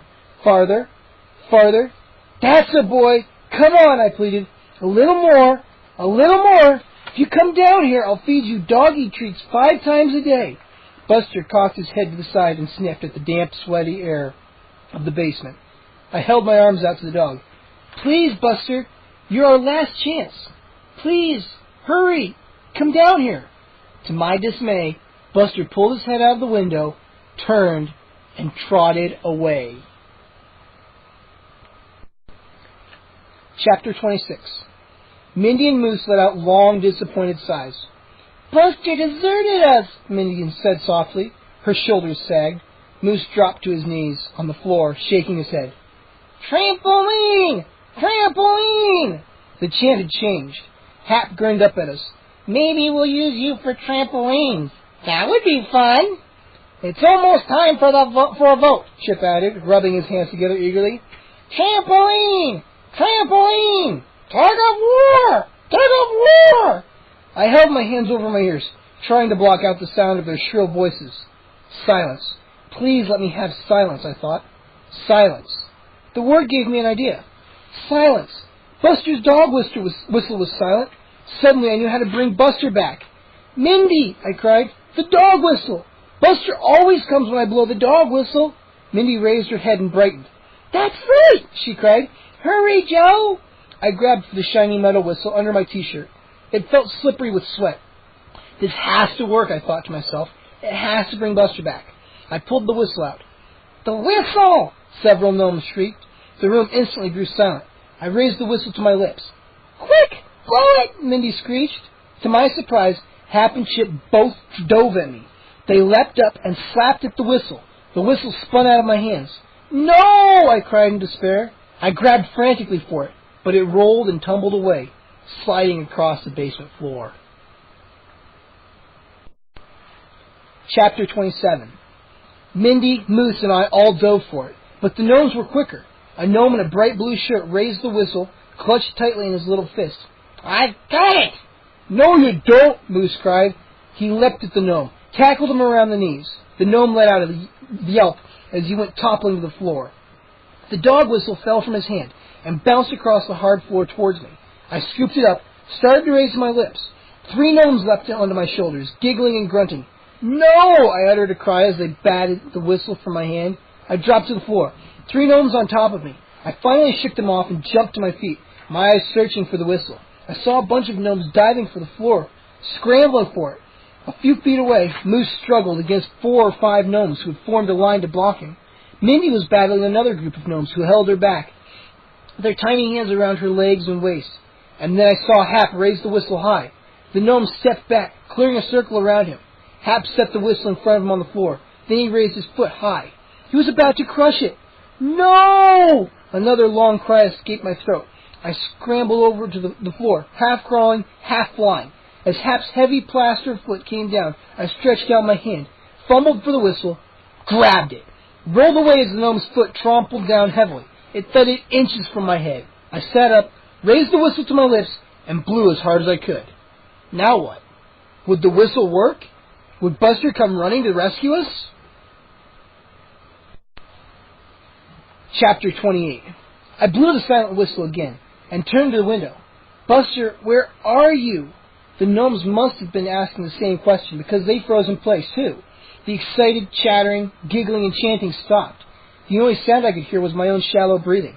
I stared up at the window, a rectangle of blackness. No sign of Buster. "Hey!" Moose's cry made me turn around. "Look at them!" Moose's voice echoed through the silence. "Look!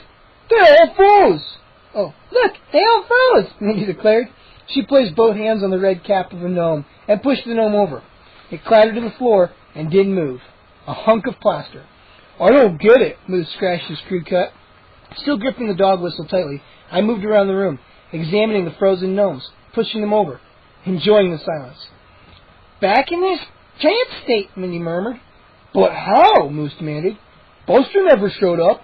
If they weren't terrified of the dog, why did they all freeze up again?" I suddenly knew the answer. I raised the whistle and blew it again. "It was the whistle," I explained. "It wasn't Buster. I had it wrong.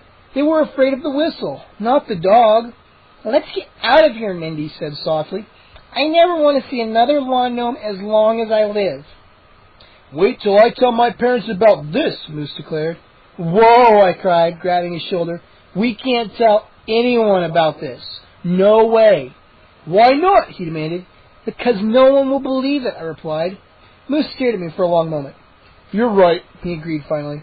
"You're definitely right." Mindy moved to the wall and stared up at the window. "How do we get out of here?" I know how," I told her. I picked up Hap and Chip and stood them beneath the window. Then I climbed onto their caps, lifted my hands to the window, and pulled myself up. "Thanks for the boost, guys," I called down. They didn't reply. I hoped they were frozen for good. Mindy and Moose followed me out. Of course, Buster was waiting for us in the yard. His stubby tail began to wag as soon as I appeared. He came running over and licked my face until I was sopping wet and sticky. "Sorry, fella, you're a little late," I told him. "You weren't much help, were you?" He licked me some more. Then he greeted Mindy and Moose. "Yeah! We're out of it! We're out! We're out!" Moose cried. He slapped me so hard on the back I thought my teeth were going to fly out. I turned to my sister. "Tickle! Tickle! Tickle!" I chanted. "Give me a break," Mindy cried, rolling her eyes, for the 1,000th time that day. "Tickle! Tickle! Tickle!"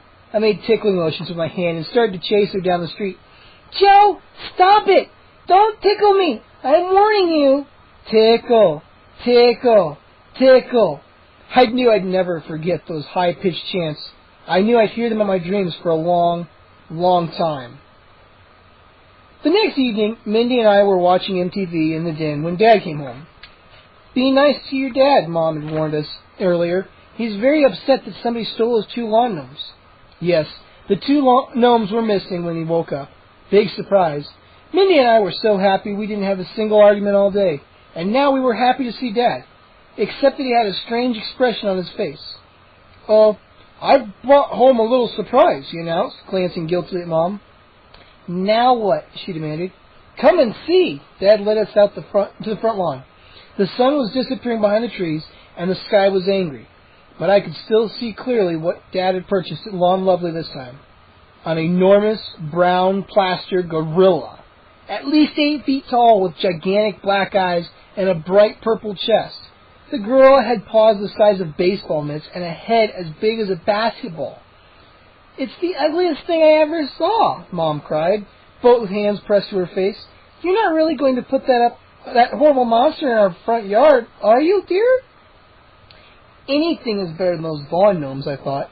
Anything is better than lawn gnomes, who come alive and do terrible mischief. I glanced at Mindy. I had a feeling she was thinking the same thing. "I think it's beautiful, Dad," I said. "It's the best-looking lawn gorilla I ever saw." "It's great, Dad," Mindy agreed.